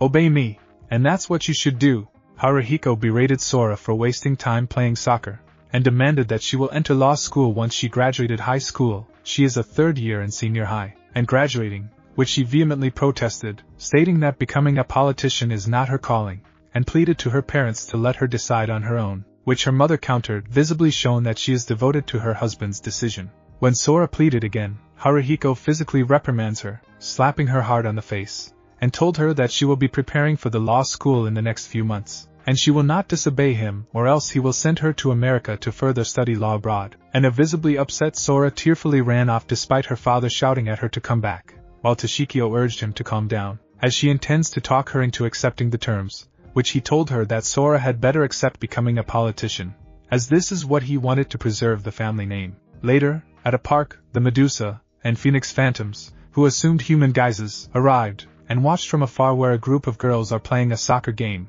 with Sora coming, and wanted to join in playing, with Medusa smirking, as she finally got a positive lock on the potential gate, and she summoned someone who appeared behind a tree, who is identified as Abata Phantom, and there he is given orders on what to do. Thank you for coming, Abata. About time you arrived. What are your orders, Mistress Master? See that person? She's the gate, get her, and make her fall into submit so a new phantom will rise, and better not foul up this time. I will not fail you. That's good to hear. Better go now. And so Abata slowly heads toward the park to target the gate, and make one of them submit, and become a phantom, while Medusa and Phoenix take their leave, confident that he will finish the job without hassle, though Phoenix wanted to stay, and watch the gate get terrified, and turn into a phantom. At the park, the other girls politely turned down Sora's offer to join, fearing that Haruhiko might catch them, and get a verbal beatdown, and left in a hurry, leaving her alone. And Sora opted to play soccer alone to help ease her stress and frustration, as her dreams of becoming a soccer player being undermined by her politically ambitious father, while her mother is visibly shown siding him, and doesn't even consider her feelings, which further added to Sora's emotional woes. Damn my parents, why do they always control my life? By then, Abata arrives and tries to scare her into giving in to despair, and though terrified, Sora chose to fight off her attacker, and uses her soccer skills, and her soccer ball, as a weapon, and seemed to keep the phantom back. But Abata started to fight back, and is about to get his hands on her when Midoriya shows up, firing silver bullets from the Y-sword gun, and kept the phantom back, as he tells Sora to get back, much to Abata's surprise. What the? That's no way to treat a girl like that. You should treat her with respect and courtesy. You're the ring-bearing wizard. Looks like I'm getting popular. I have no time to deal with you. My business is with her. Too bad, I'm going to stop you. Then I'll kill you first before I make her sire a phantom. You wish. I say the same to you. Midoriya then places his right hand in front of the wizard river where the connect ring is worn on his right middle finger, and activates the spell in preparation for his fight with the Digimon. Wizard river, drive her on please. Within seconds, Midoriya's ordinary-looking belt changes shape, revealing it to be the mystical wizard river belt, and the teen puts on his magic ring on his left middle finger, and then places another magic ring on his left middle finger, and places it in front of the wizard river to activate another spell in preparation for his transformation. Henshin. Shaba to be touched to Henshin. Wizard river, flame please. A magical circle appeared on the left side of Midoriya, and slowly went towards the right, enveloping the teen. And now he is encased in black armor with red ruby-like ornament-like armor, which included his helmet, along, and with a black robe. And there he is now in his armored form known simply as the wizard, and Abata can sense the power emanating from both Midoriya's magical abilities, and the inner phantom coming from deep within the teen's body, finally confirming what he was told about. And now he finds it challenging, and intend to defeat him. Looks like I'll be having my hands full in killing you before I make that girl fall in despair, and sire a phantom. You'll be dead before that happens. You'll soon regret poking your nose at my business. Showtime duh. As Sora looks on, Wizard and the Phantom began to do battle, in which the two began using hand-to-hand combat, which the fight went even for a while, until the Phantom began using his horns to gain an advantage, which appeared to work, as Wizard staggered back, and the Phantom repeated the move, with stronger force, and that impact sent him thrown back, and fell to the ground, right in front of a worried Sora. Ha! How do you like that? Not bad. Are you okay?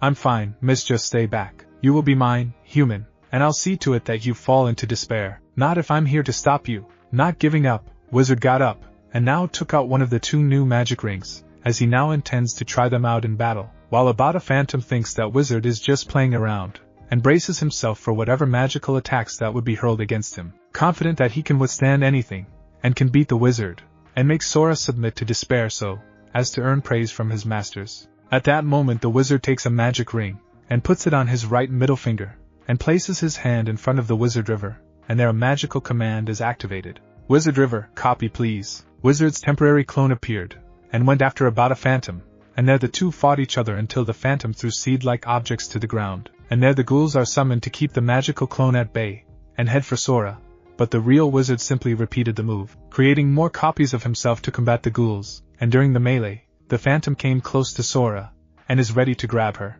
Now come to me, fall into despair, and give birth to a phantom. Get away from me! By then the wizard got there on time, as he put on another magic ring on his right middle finger, and placed it in front of the wizard river to activate another magical spell. Wizard river, big please. A magical circle appeared, and Wizard places his hand, and out came a giant version of his hand, and uses it to slap the Phantom aside, sending him colliding against the billboard, and fell down, which stunned the Phantom, and this forces him to change tactics, and decided to retreat for now, assuring Wizard that Sora will submit to despair, and a Phantom will be born before taking his leave. As Wizard reverted back to normal, he approached Sora, and asked her if she is alright, which she nodded in reply, and offered her to go someplace and talk, which she agreed to, as she felt that she needed to talk to someone after her recent argument with her family, as well as she wanted to know why she was targeted, and what Abata Phantom meant about her falling to despair. Several minutes later, the scene shifts to the donut-hungry shop van, where Izuku and Sora arrived, and there the donut shop manager offered them the latest flavors, which she looked at the menu, and is choosing which one to pick, and when she asked for Boston cream flavor, the effeminate game manager is pleased that a customer chose one of his creations. Here are latest creations. Well, I'll order this one Boston cream. Yes. A new order for my newest creation, it'll be ready in a moment. As he went to Izuku, the teen already gave his order before the manager could speak, much to the manager's dismay. And now, the usual. The usual, huh? Usual? Plain sugar? After a minute the two teens got their order, and are eating, in which Izuku told Sora the reasons why she was targeted, and she couldn't believe what she was told, about her having magical potential, and being a potential sacrifice of the Phantoms, yet with Abata trying to attack her, she slowly accepted the truth, and there Izuku noticed a bruised mark on her left cheek, and asked her if the Phantom harmed her, which she denied it, and told her where she got it. Hey, you cheeks bruised, did that Phantom hit you? No, it was my dad, he slapped me too hard. Why? Because I defied him. What do you mean? What was that about? He's a senator, and my family members are from a political dynasty, and my dad wants me to follow his footsteps, which I told him I don't want to, as I wanted to be a soccer player. That's a serious situation, indeed. Izuku felt a bit serious when told that her father, a known senator, wanted her to take up law so as to uphold the family name, which she turned it down in favor of a scholarship that has soccer on it.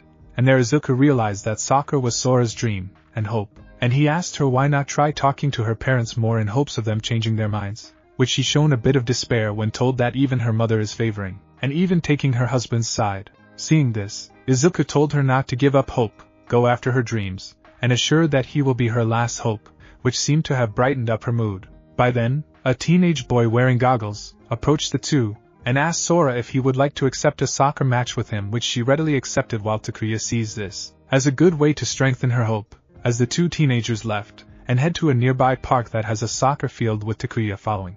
Hello, miss. Yes? Are you a soccer player? Why, yes I am. Care if we have a little soccer match? Just the two of us? Sure. There's a soccer park over there, let's have a friendly match. I would love to. At the soccer field at a park, the boy plays soccer with Sora, and the two appeared to be evenly matched until the boy began to show more skills, and started to dominate her. But Sora persevered, and managed to tie the goal while putting more on defense, keeping the boy from making a goal using her soccer skills, which even attracted some spectators, who stopped by, and see the match, impressed by Sora's skills. Wow, check that out. She's good. Even though she's a girl, she sure has the skills. I wouldn't be surprised if the soccer league is going to open a league for girls. Go for it, babe. Show that guy who's boss. Show him who's the stronger sex. Takuya smiled, as he is pleased to see her mood brightened, as the final minutes showed that the boy eventually defeated her, yet Sora is fine with it, as she shook hands with the boy, thanking him for a good match, which the boy smiled and returned, complimented her skills, and then introduced himself to her. Thanks, that was a great match. Thank you, you're pretty good yourself. For a girl, you sure have the makings of an MVP. You can be a very good striker. Really? Yes, really. Thanks. By the way. Yes? I'll tell you something. The teenage boy, who introduced himself as Taichi Yagami, tells Sora to keep it up, as he claimed that he heard that several sports officials from various universities are scouting for potential soccer players, and if they find her, she would be offered a prestigious place there, as well recommendations, and even a scholarship, which made Sora even interested, and thanked him for that. As Taichi took his leave, Sora stood there smiling, as she felt that her dreams are starting to come true, while Izuku told her to go after her dream, and not give up hope, which she assured that she will. As Izuku boarded his motorcycle to resume his patrol to find about a phantom, he glances at Sora one more time, hoping that she and her parents would reach a peaceful compromise, and hoped that the phantom wouldn't be aware of her family's situation, or else the phantom would take advantage of it, and use it as a means to make Sora submit to despair, and turn her into a phantom. Several minutes later, at a nearby abandoned garage, a Bada Phantom arrived to replenish his mana so as to prepare for his next move to make Sora submit to despair. But then Medusa Phantom and Phoenix Phantom, both in their human guises, showed up as well, and confronted Abada on the status of his assignment, with Phoenix thinking that his fellow Phantom is slacking off and doing nothing, which Abada denies it. You're pretty fast, Abada. Don't tell me you're slacking off now. I just ran into the ring-bearing wizard. Really? Don't give me that crap. What about the gate? That has been taken care of. Really? Coming from someone who is sitting pretty. I'm just regaining my mana. I managed to get close, and learned her hope. Bullshit. Enough. Phoenix. Abada cares to clarify what you said just now. As Medusa eases the tension, she asked Abada how are things going, which he assured to her that everything is going smoothly, and has a plan set in motion, which he assured that in 3 days the results will be ready. And these words gave the two chief phantoms a lot of assurances, which they felt that they no longer need to question him, as Abada continues to replenish his mana while waiting for the plans to come into motion. At a nearby phone booth, a mysterious caller dialed several numbers, and succeeded in calling certain institutions, and there the caller stated that he has found a star player, and would make a good student if they approached the said person, and even told the name of the potential student before cutting the line. The scouts soon received a video of the said person, and saw the person's potential, and this made them want her for their school, and they informed their respective principals about it, and there the various schools' principals told their scouts to find this person, and give the best offer in order to entice this person to enroll at their school. Soon several persons from various universities began to go out, and find the potential student, hoping to find this person, and offer him her their best offer to make that person come to their respective school once that person graduates high school. Find her at once. We must get to her. We need her for the school's scholarship program. Hurry, and find her. Find her at once. We must get to her. We need her for the school's scholarship program. Hurry, and find her. Elsewhere, with no one looking, Izuku placed a blue-colored ring on his right middle finger, and then placed it in front of the Wizard River's hand symbol, and a magical spell and command were activated. Wizard River, unicorn please. All of a sudden, a familiar made of plastic kits appeared, and assembled itself, and became a small unicorn-like familiar. Then Izuku replaced the blue ring with a yellow ring, and did the same procedure, with different results. Wizard River, Kraken please. Once again, all of a sudden, a familiar made of plastic kits appeared, and assembled itself, and became a small octopus-like familiar. Then Izuku places the blue ring and yellow rings on the respective familiars, and then puts a red ring, and does the same procedure, with another different result. Wizard River, Garuda please. Once again, all of a sudden, a familiar made of plastic kits appeared, and assembled itself, and became a small bird-like familiar. Then Izuku places the red ring on the familiar, and now with all three of them animated, the teen asks them to go out, and find the escaped phantom, believing that it hasn't gone far yet, which the familiars nodded before heading off. Go find the phantom, and let me know if you found him okay. As the three familiars left, and begin their search, Izuku boarded his motorcycle, and heads off, as well as he is worried that Sora might be targeted again, and is pondering on whether to talk to Sora's parents, sensing that the phantom might take advantage of the situation, and use it to hasten Sora to submit into despair, and he is determined not to let that happen, as he has seen what the would-be victims have gone through before they were turned into phantoms. I hope things would go well for Sora and her parents. An hour later, the scene shifts to the street where Sora is heading home, after having spent the time alone playing soccer, and she is anticipating another round of argument at home with her father. But then her musing is interrupted when several representatives from various universities approached her, and are falling in line, as they introduce themselves, and told her that they are interested in having her as one of their future students once she graduate high school. Miss, wait. We want to speak to you. Let us have a minute of your time. Me? Yes. We're from Seto University. We're from Tokyo University. We're from Kyoto University. What do you do? We saw your soccer match. We want you. We're willing to give you a scholarship if you join us. No. She's signing up to our school. Ours is the best university, and we even make soccer players out of the best talent like her. Sora was surprised, yet she was pleased that someone has noticed her soccer skills, and when asked if they could see her talents, she obliges, as they went to a nearby park, and there she showcases her talents and potentials as a soccer player, and her actions impressed the university representatives, and each of them gave her their calling cards, and told her that all she need to do is have her principal show her grades, and if her grades are high enough they would give her scholarship. Wow! My dreams are slowly coming true. Sora was beamed with happiness, and hoped that her dreams are starting to come through, and she hoped that she would convince her mom to let her dad give her his blessings, as she has no desire to become a politician, and she went on her way home to see where this would lead to, determined to reach her dreams, and not let anything stop her from fulfilling it. However, a pair of eyes saw what just happened, and the unseen spy immediately departed, heading to parts unknown, where you can see a devious smile on his lips. Much later, Senator Haruhiko Takenouchi had just left the Senate building, and is being fetched by his wife, Toshikyo, who is waiting by outside, and there the two discussed about Sora's future, as they walked towards their car, with Senator Takenouchi planning to send her to America right away, and not let her finish the remaining months of her final year at senior high school, intending to have her restart her final high school year overseas, and then have her take law school, which Mrs. Takenouchi devotedly agreed with his plans. However, Taichi suddenly shows up, and greeted the two, and there he told them an alarming news regarding about Sora, and even showed them a videotape he secretly recorded. And when shown, Senator Takenouchi is incensed at what he just saw, and there Taichi offered a suggestion which he readily agrees. Hello, sir, ma'am. What? Can I help you with something? Yes, about your daughter Sora. What about her? Here, that ungrateful brat. How dare she disobey me? I know where she is heading, better get there or else she'll make a sneak out from you. I'm on it. Come, Tashiko.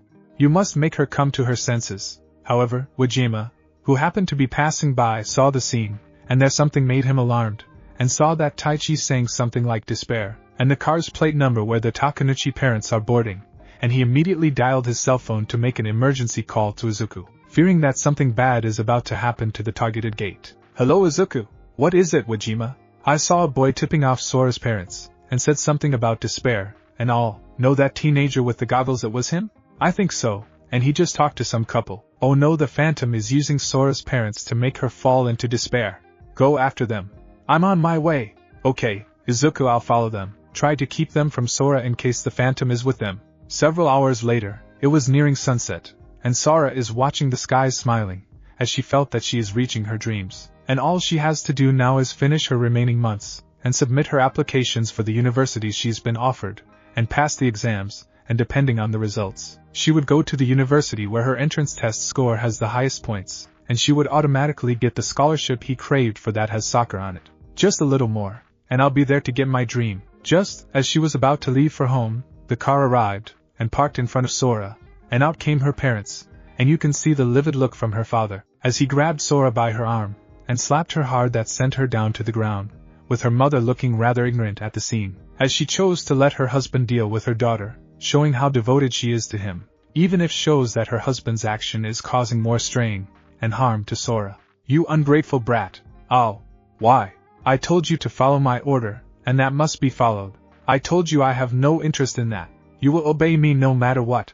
That is an order from your father. The family name must not be stained, and remain in the history of Japanese politics. I told you I don't want that. I have no interest in becoming a politician. You will do as I say whether you want it or not. I won't. A tense argument ensued, as Haruhiko told Sora that she will enter law school, and become a politician whether she likes it or not, as he is determined to make her preserve the political dynasty of the Takenouchi family, which she vehemently defied, stating that being a politician is never her dream, and pleaded to let her make her own choices and future. But then the next scene turns into a catalyst for Sora's descent to despair. You will obey me now. I won't. Don't make me do this. What? I came from your school, and managed to convince the principal you're dropping from the school. You can't. I'm just 3 months away from graduating high school. You will start high school again when you're overseas. There you will take political study, and I'll see to it that you will do as I say. You can't. Haruhiko then showed to Sora documents which shows that he used his influence to convince the school to let Sora drop from her school, thus not only preventing her from graduating, but also shut her chances of getting the coveted entrance exams from the universities she's been offered, and thus her high school scholarship has been negated. And that was just the start, as Taichi shows up, and took the soccer ball from her, and gave it to Sora's dad, much to her shock. Looks like things went well. What? Taichi? I told them what happened, and he sure got pissed. You told him why? Just to see you despair. No, with you taken from your school you can say goodbye to your graduation, the scholarship, and your potential to become a soccer player. No! Taichi mischievously told Sora that he was the one who told Haruhiko about how the university representatives approached her, and suggested to her dad what it needs to be done. And there he gives Haruhiko a canned liter of gas, and poured it onto the soccer ball, intending to set it on fire, just as Izuku arrived, and saw everything. But before he is about to intervene, Taichi blocked his path just as Izuku told Taichi that he knows that he is a phantom. You, excuse me? I know you're the phantom. I won't let you. Really?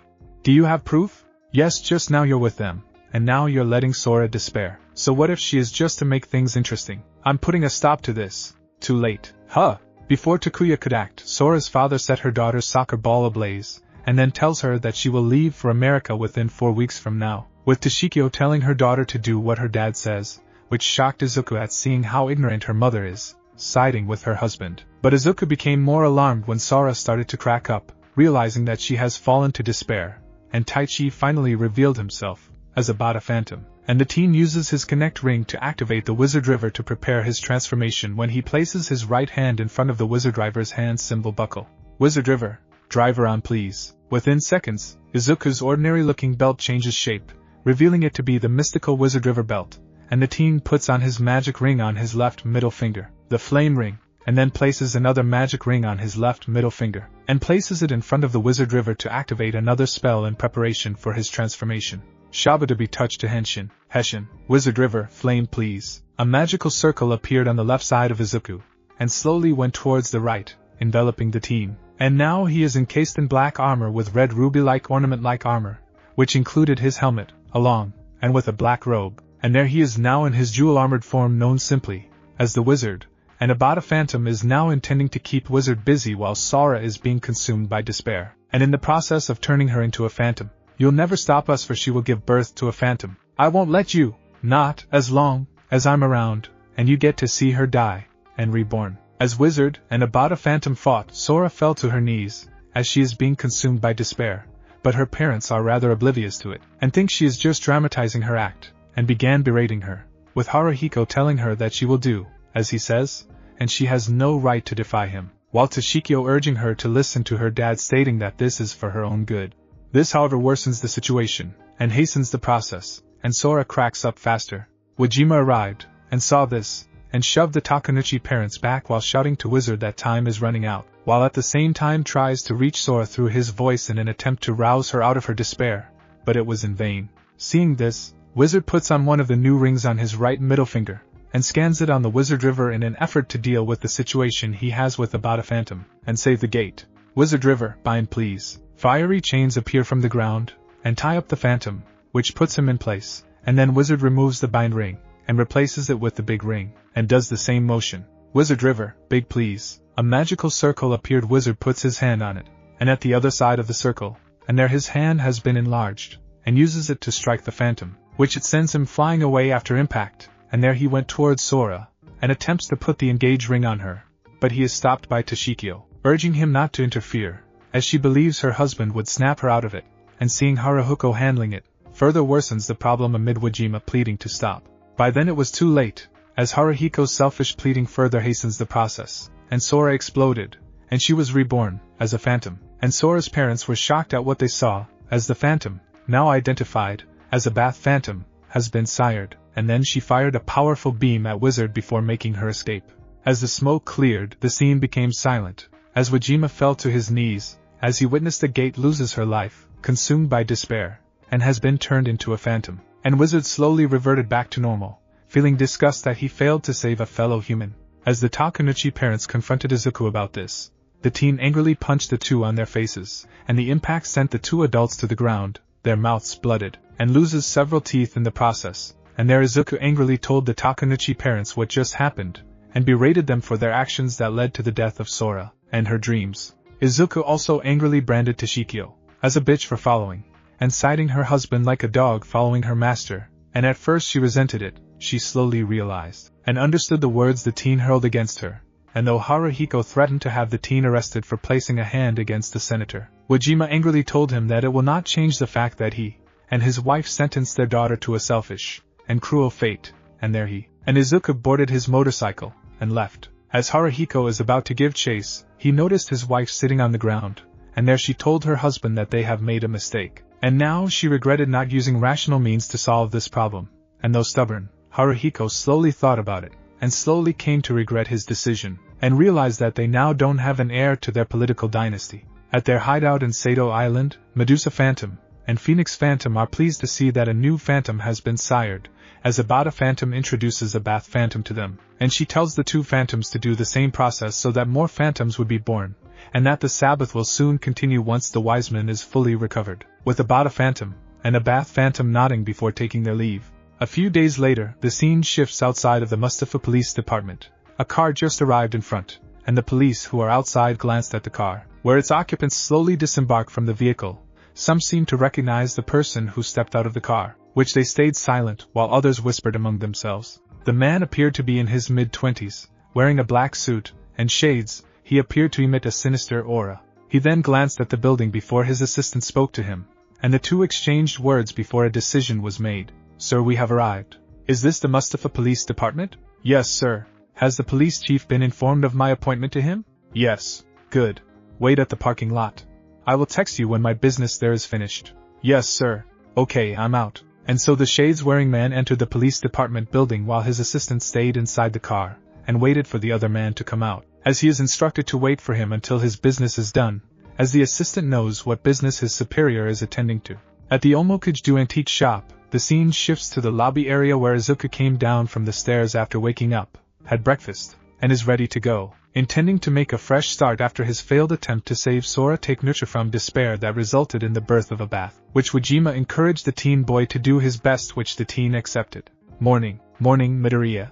Food's good. Eat up. After eating breakfast. Okay, I'm full. Glad you recovered after what happened last week. Yeah, but I can't keep moping. I'll do whatever I can to prevent another tragedy from happening. Yeah, but don't feel down, we all have our ups and down, and I'm sure things would turn out for the best. You're right, okay, I'm going. By then Wajima tells Izuku that he needs to send out familiars, feeling that the phantoms will no doubt use a bat's birth as a propaganda to raise the phantom morale in attacking, and make a targeted human sink into despair, and Izuku nodded, as he is now determined not to let his first failure make him feel despair over Sora's death. Midoriya: yes, Wajima? You should send out some familiars, you'll be needing some help. I will. No doubt that the phantoms would use Sora's death, and the birth of her phantom, as a means to promote their goals, so you shouldn't feel discouraged after what has happened, so don't feel despaired over what happened to her. Thanks, Wajima. But rest assured I won't let that happen again. Thank goodness. Good, now to get some help. Taking out 3 magic rings, he uses each of them by placing them one by one in front of the Wizard River, and the spells are activated individually. Wizard River, unicorn please. All of a sudden, a familiar made of plastic kits appeared, and assembled itself, and became a small unicorn-like familiar. Then Izuku replaced the blue ring with a yellow ring, and did the same procedure, with different results. Wizard River, Kraken please. Once again, all of a sudden, a familiar made of plastic kits appeared, and assembled itself, and became a small octopus-like familiar. Then Izuku places the blue ring and yellow rings on the respective familiars, and then puts a red ring, and does the same procedure, with another different result. Wizard River, Garuda please. Once again, all of a sudden, a familiar made of plastic kits appeared, and assembled itself, and became a small bird-like familiar. Then Izuku places the red ring on the familiar, and now with all 3 of them animated, the teen asks them to go out, and find any rampaging phantom, which the familiars nodded before heading off. As Izuku is about to take his leave, Wajima approached him, and presented 2 rings that he just finished crafting, one a blue-colored transformation ring, and the other an offense/defense type ring, which Izuku was quite impressed, and asked what the rings can do, which Wajima gave his answer. Here, Midoriya, I just finished crafting these rings. Thanks, and one of them is similar to the flame ring. Well, I suppose. What's the other one? What does it do? Don't know, all I can do is craft them. Since you have the ability to utilize them through magic, I guess you're the only one who can see what kind of magic they can do. Really? You couldn't discern what type of ring you crafted? Afraid not. While Izuku glances at the blue ring, he deduced that this was another transformation ring that is similar to the flame ring, so he placed it inside his pocket. While glancing at the other ring, and after seeing the ring symbol, he slowly deduces that this is the sleep ring, and a smirk formed in his lips while glancing at Wajima. I'm guessing this ring puts someone to sleep, so how do I test it? And say, want me to test it out on you, Pops? Me? Wait, don't you even think about it. Here we go. Help. Save me. Come on, it's just a test. I'm not a guinea pig. Get ready. Midoriya. Stop that.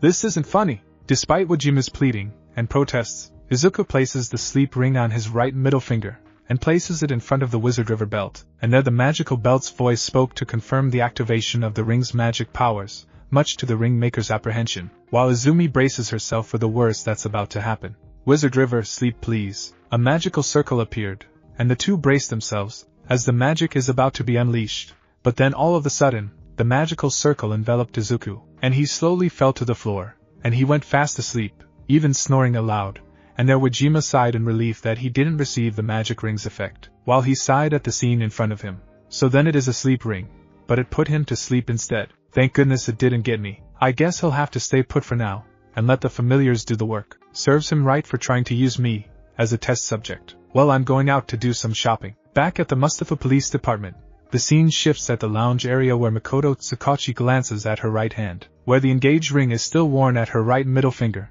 and recalls how she met Izuku, who saved her from the ghouls, putting the teen in custody, and how he saved her from despair, though by the time she woke up after her inner phantom has been extinguished, then Midoriya was gone. Those were the times she recalled, and she wondered how and where she could find him, but then her musing was interrupted when her colleague came and told her that the police chief is summoning her in his office. Hey, Tsukauchi. Yes? The police chief wants you at his office. Me? Yeah, you. He wants you there pronto. Okay, I'm on my way. Be careful, I hear that a higher up is also there. Thanks. And so Makoto gets up and heads for the police chief's office, wondering if he is going to tell her to forget the incidents that involved Phantom, which she dreaded to hear, as she is determined to protect the public, being a public servant herself. A minute later, Makoto was standing outside of the police chief's room, and knocked 3 times before telling her name to him, and soon the police chief's voice spoke in reply. Sir, this is Detective Makoto Tsukauchi requesting permission to enter. Permission granted. I'm coming in. Enter. As Makoto went inside, the police chief approached her, as she saw the man with the eyeglasses sipping tea, and there the police chief whispered to her, and informed her that the man is from National Security Bureau Section 0 branch of the Mustafa Metropolitan Police Department, which Makoto is surprised to hear this, knowing that the NSA Section 0 acts as the superior to the police department. Chief, listen, Tsukauchi. Yes, that's our visitor, and he wants to speak to you. Really? Whatever you do, don't agitate him. It's alright, so you're Detective Makoto Tsukauchi. Please meet me. Pleased to meet you, as well. The man, identified as Masanori Kazaki, greeted her, and Makoto greeted in reply, though she appeared to be a bit wary, as she wondered if the NSA Section 0 is aware of what happened several days ago, and wondered if this meeting has anything to do with Izuku, and wondered if they heard about the ring-bearing wizard. Kazaki glances at Makoto from head to toe, until glancing at the engaged ring she is wearing, and there he goes straight to the point, and begins interrogating her. Okay, listen up, Tsukauchi, I will get straight to the point, which is, I am aware of what has happened recently. You and your team were attacked by phantoms. Yes, that is correct. And you made contact with a young man who appeared to be a high school-age boy, in which he is claiming to be a wizard. Do you know about his identity? Kazaki made his intentions known to her that he has received reports about the phantoms, and about a young man who claims to be a wizard, in which he asked her if she has any clues to his identity, and he expected her answer. Makoto thought about it, and hesitantly replied that she only recalled the armored wizard saving her life twice, and claimed she had no idea about the wizard's alter ego. Sorry, I was unable to. Which is, by the time I woke up after being attacked by a phantom, and that person who saved me, he was already gone. I see. Kazaki starred in an emotionless manner, as he can tell that she is lying, though he did nothing, and let it slide for now, and there he gives Makoto and the Muzidafa Police Department strict orders in which the NSA will deal with the present situation that involves phantoms, and that the NSA will keep the phantom's existence a secret from the public, as a means to protect the Japanese citizens. Regardless, I came here to give you and your department a direct order, which is, we will handle the phantom cases, and you will not let the public know about this. What? Are you serious? Yes. That's absurd. Makoto verbally disapproved it, though the police chief restrains her, and tells her to comply, but she rebutted, stating that, as a member of the police force, it is her duty to protect the public. Yet Kazaki was unmoved, and nevertheless told her that this is a direct order, and it cannot be disobeyed, and the police chief accepted the offer without question, much to her chagrin. The man, identified as Masanori Kazaki, greeted her, and Makoto greeted in reply, though she appeared to be a bit wary, as she wondered if the NSA Section 0 is aware of what happened several days ago, and wondered if this meeting has anything to do with Izuku, and wondered if they heard about the ring-bearing wizard. Kazaki glances at Makoto from head to toe, until glancing at the engaged ring she is wearing, and there he goes straight to the point, and begins interrogating her.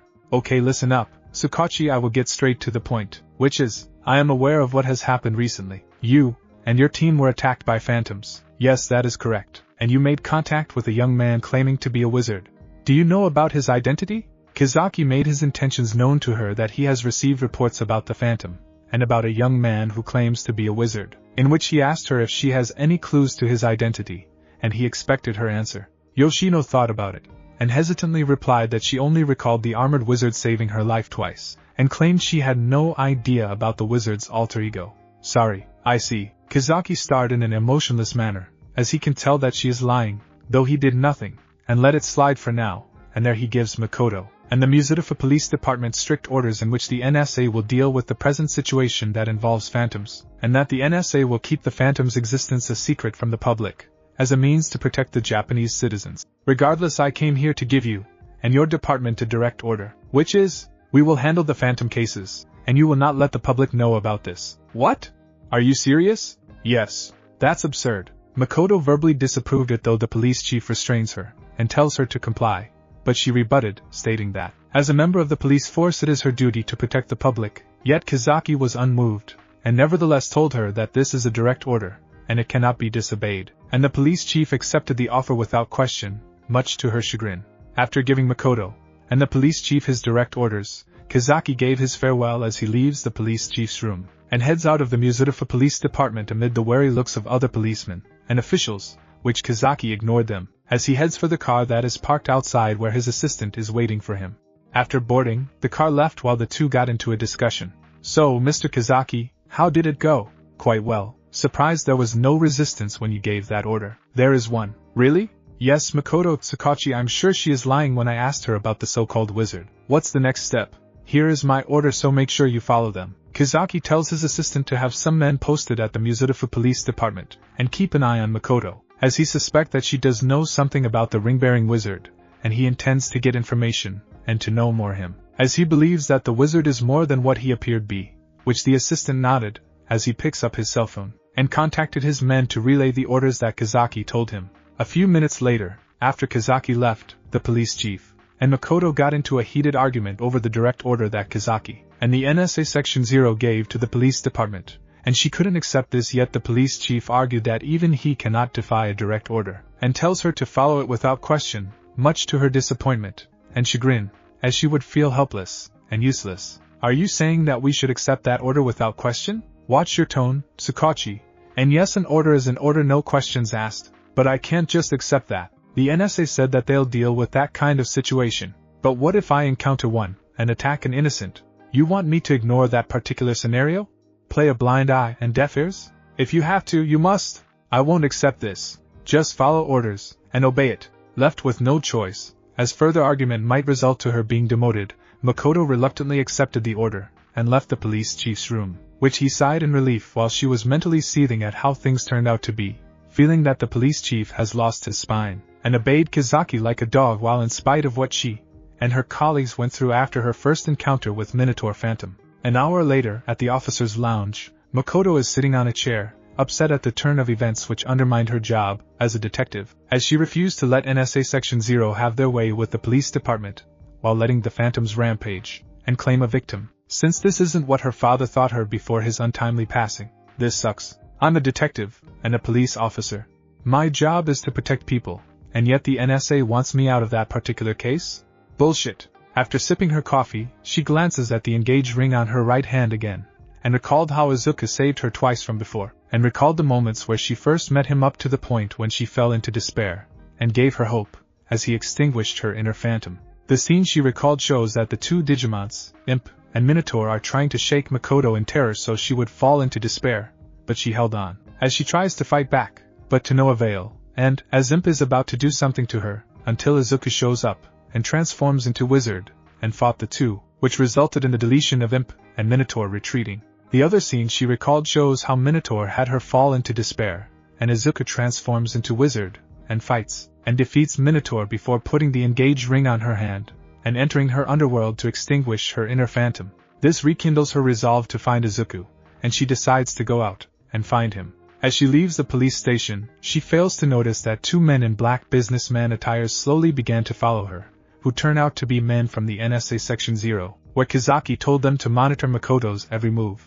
This is Agent A calling to Kazaki. Detective Tsukachi is on the move. Good, follow her. Anything else? Use your hidden cam to record her movements, and any conversations she have with anyone. Yes, sir. And don't let her notice you. Yes, sir. Good. After about 20 minutes, Makoto is in downtown, and as she tries to figure out where to get a clue, she notices Wajima walking, recognizing him as the one who accompanied Izuku, and she secretly follows the adult man, not knowing that Makoto herself is being followed, and the tagging is now underway, which gives Kazaki the chance to find out more about the wizard's identity. Elsewhere in Mustafa, the scene shifts to a rooftop of a skyscraper where Medusa Phantom, in her human guise, and Phoenix Phantom, in his human guise, are looking down at the streets, hoping to find a new target in hopes of making their would-be victim fall into despair, and turn her into a phantoms. And while Phoenix is rather lazing around, though he is looking down at several humans crossing the streets, Medusa uses her unique ability to scan every human she could find and see, and there she was able to discern a prospect when glancing at a group of people convening at a nearby park, and smirked cruelly, as she finally found one. Looks like I found one. Really? Where?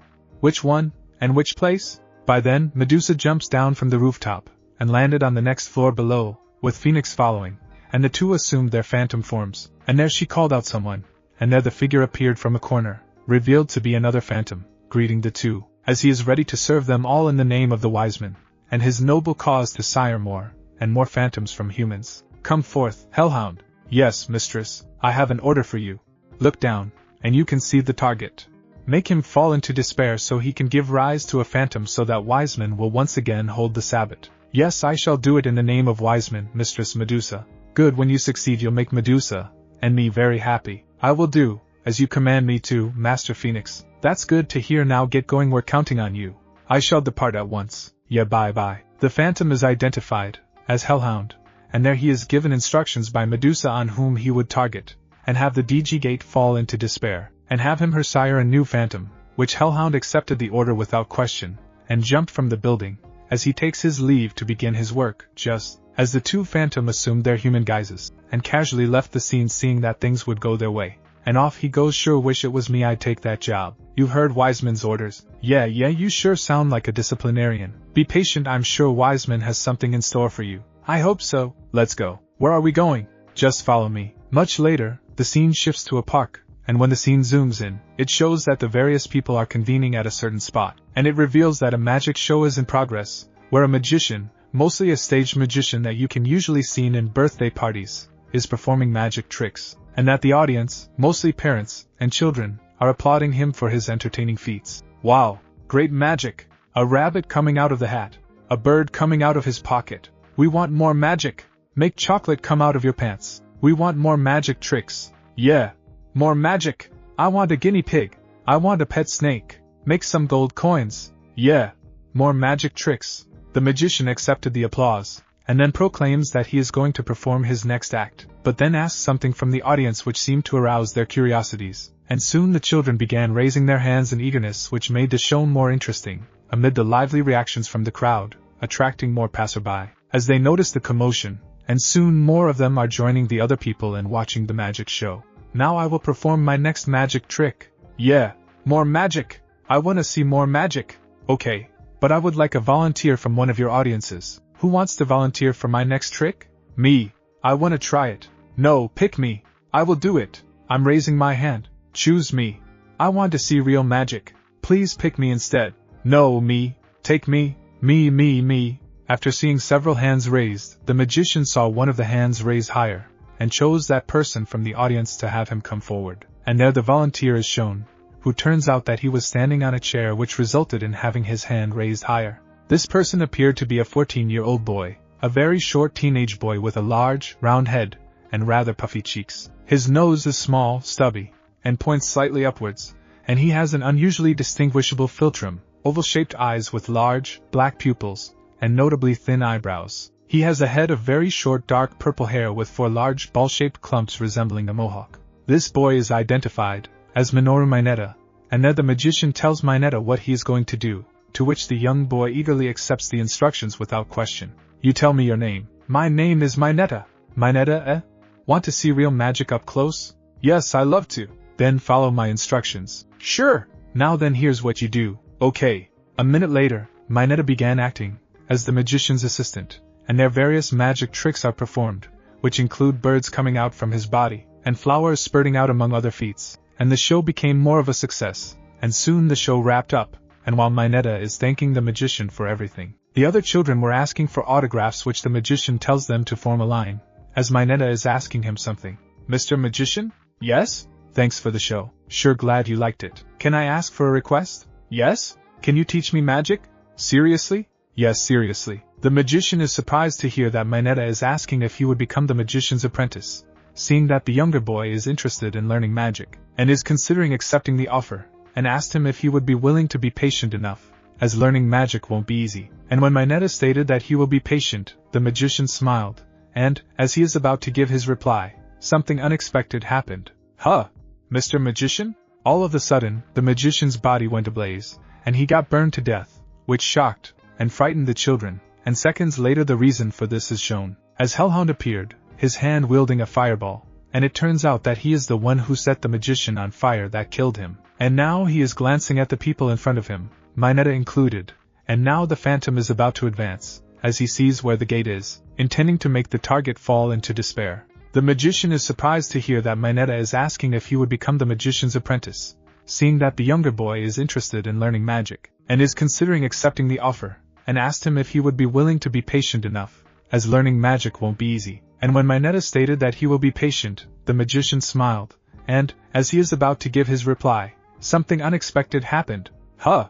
Mr. Magician? All of a sudden, the magician's body went ablaze, and he got burned to death, which shocked and frightened the children, and seconds later the reason for this is shown, as Hellhound Phantom appeared, his hand wielding a fireball, and it turns out that he is the one who set the magician on fire that killed him, and now he is glancing at the people in front of him, Mineta included, and now the phantom is about to advance, as he sees where the gate is, intending to make the target fall into despair. The people present were horrified, and began screaming in terror while fleeing from the murder scene, as what was supposed to be a happy magic show quickly erupted into a horrifying chaos. The audience, mostly parents and children, with Mineta among them, were horrified at the scene that they just witnessed, and pandemonium broke loose, as screaming people were scrambling to any direction just to get away from the attacker. Hellhound Phantom's cruelty knows no bound, as he grabbed a pregnant woman, and incinerated her to death, and tossed her charred body aside while glancing at a group of children, who were too terrified to move, though Mineta urged them to get going, which they did while Mineta carried one of the kids, and ran off, and the Phantom gives chase, sensing one of them being a gate. I found you! Surrender, and give in to despair so you can sire a phantom. Monster, help, everyone! Run, somebody! I want to go home, let me out of here, save me, mommy! As the commotion is ongoing, one of Midoriya's familiars spotted the Phantom, and heads off to find Midoriya to have him informed of the current situation. Not far, Midoriya was patrolling the streets when the Garuda familiar caught up with him, and there the teen guessed what the familiar is trying to point out, and tells it to lead him to the scene, as he guessed that a gate is being assaulted, and he intends to stop that Phantom from doing any harm to the would-be victim, and follows the Garuda familiar leading him to the scene. So you know where the Phantom is? Really? Okay, lead the way. Let's go. After a few minutes of brief chase, the terrified child tripped, and was scared to move, and Mineta tries to help him up, but the Phantom arrives, and is ready to pounce on them, making one of his targets fall into despair so a Phantom would be born. A passing police car came, and saw the scene, and tried to stop the Phantom from attacking the two minors, but Hellhound unleashed a fire blast, and the two cops were reduced to burning corpses, and resumed stalking his victims. Now you cannot escape me. Mommy! Mommy! I will protect you! Now you will despair. Mommy! Mommy! Don't worry. I'm here to protect you. Now die. But before the Phantom would make another step, Midoriya arrived at the scene, ramming the Phantom with his motorcycle, and the impact sent him colliding against the pillar, and this allowed Mineta to convince the young boy to get his bearings back, and make a run for it. Now here's your chance. Get up, and run. As the boy ran off, Mineta was about to flee from the scene, but then paused after seeing Midoriya facing the Phantom, and overheard the two making a conversation which aroused his curiosity. Looks like I got here just in time. How dare you lay your hand on me? It's my business to interrupt a Phantom. Huh! That ring. Do you like it? So that means you're the ring-bearing wizard. Glad to meet you. Now I'll see if the rumors are true. I will kill you right here. And now. Mineta blinked his eyes after hearing the Phantom exclaiming about Midoriya being a wizard, and hid behind a pillar, as he witnessed the next turn of events, wondering if Hellhound is serious about Midoriya being a magic user, and wanted to see it with his own eyes if there would be any real magic about to be used, and see if that would be enough to chase the Digimon away. That guy, he's a wizard? This I got to see. The scene then shows that Midoriya places his hand in front of the Wizard River, and through the use of the driver ring, it shows that the Wizard River belt has magically revealed its true form, much to Mineta's surprise. Wizard River, driver on please. Within seconds, Midoriya's ordinary-looking belt changes shape, revealing it to be the mystical Wizard River belt, and the teen puts on his magic ring on his left middle finger, the flame ring, and then places another magic ring on his left middle finger, and places it in front of the Wizard River to activate another spell in preparation for his transformation. Henshin, Wizard River, flame please. A magical circle appeared on the left side of Midoriya, and slowly went towards the right, enveloping the teen. And now he is encased in black armor with red ruby-like ornament-like armor, which included his helmet, along, and with a black robe. And there he is now in his armored form known simply as the Wizard, and Mineta stared wide-eyed in awe at seeing Midoriya's jewel-like, armored appearance, which to him looked very impressive despite Wizard's simplistic attire. Sa showtime da. Hellhound then summoned his sword, and went after Wizard, in which the armored teen responded by dodging the attacks, and when he sees an opening, retaliates with some punch and kicks, managing to stagger his opponent back. But then the Phantom also sees an opening, and strikes back using his sword, dishing a few, but major blows which sent the ring-bearing wizard reeling, and there the teen decided to counter his opponent with something to give him an edge. Looks like it's no joke playing with a dog. You will regret messing with me. Actually I don't. You will never stop me.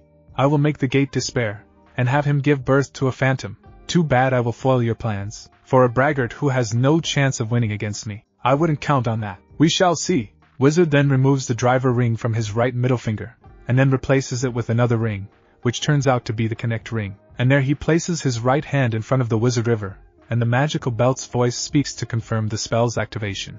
Wizard River, connect please. A red magical circle appeared, and Wizard placed his hand inside to get something, and out came his weapon, the Y-sword gun, and there he fired several shots which Hellhound blocked them at first, but the impact sent the phantom staggering back, yet the monster wouldn't yield, and went forth, delivering several sword strikes that send the wizard reeling back, and there the armored teen toggled with his weapon, converting it to sword mode, and the two combatants engaged in a sword fight which appeared even. Not bad for a human who possesses magic. Thanks for the compliment. Too bad it will do you no good. We will win. I doubt that will happen. And what made you say that? I will foil your plans, and defeat every last phantom in Japan, and I will be the first to slay a wizard. Come, and try it. When Wizard managed to deliver more sword strikes, Hellhound backed away, and unleashed several fireballs to strike the wizard, and the armored teen narrowly dodged them before removing the connect ring, and then placing the defend ring, and now places his hand in front of the wizard river.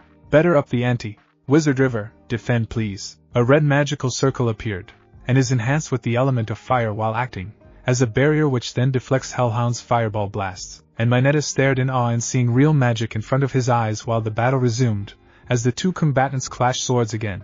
And now the fight became more heated, as neither one are yielding to one another, though the phantom momentarily regained the upper hand, and blasts Wizard with another series of fireball blasts, which again sends the armored teen reeling back.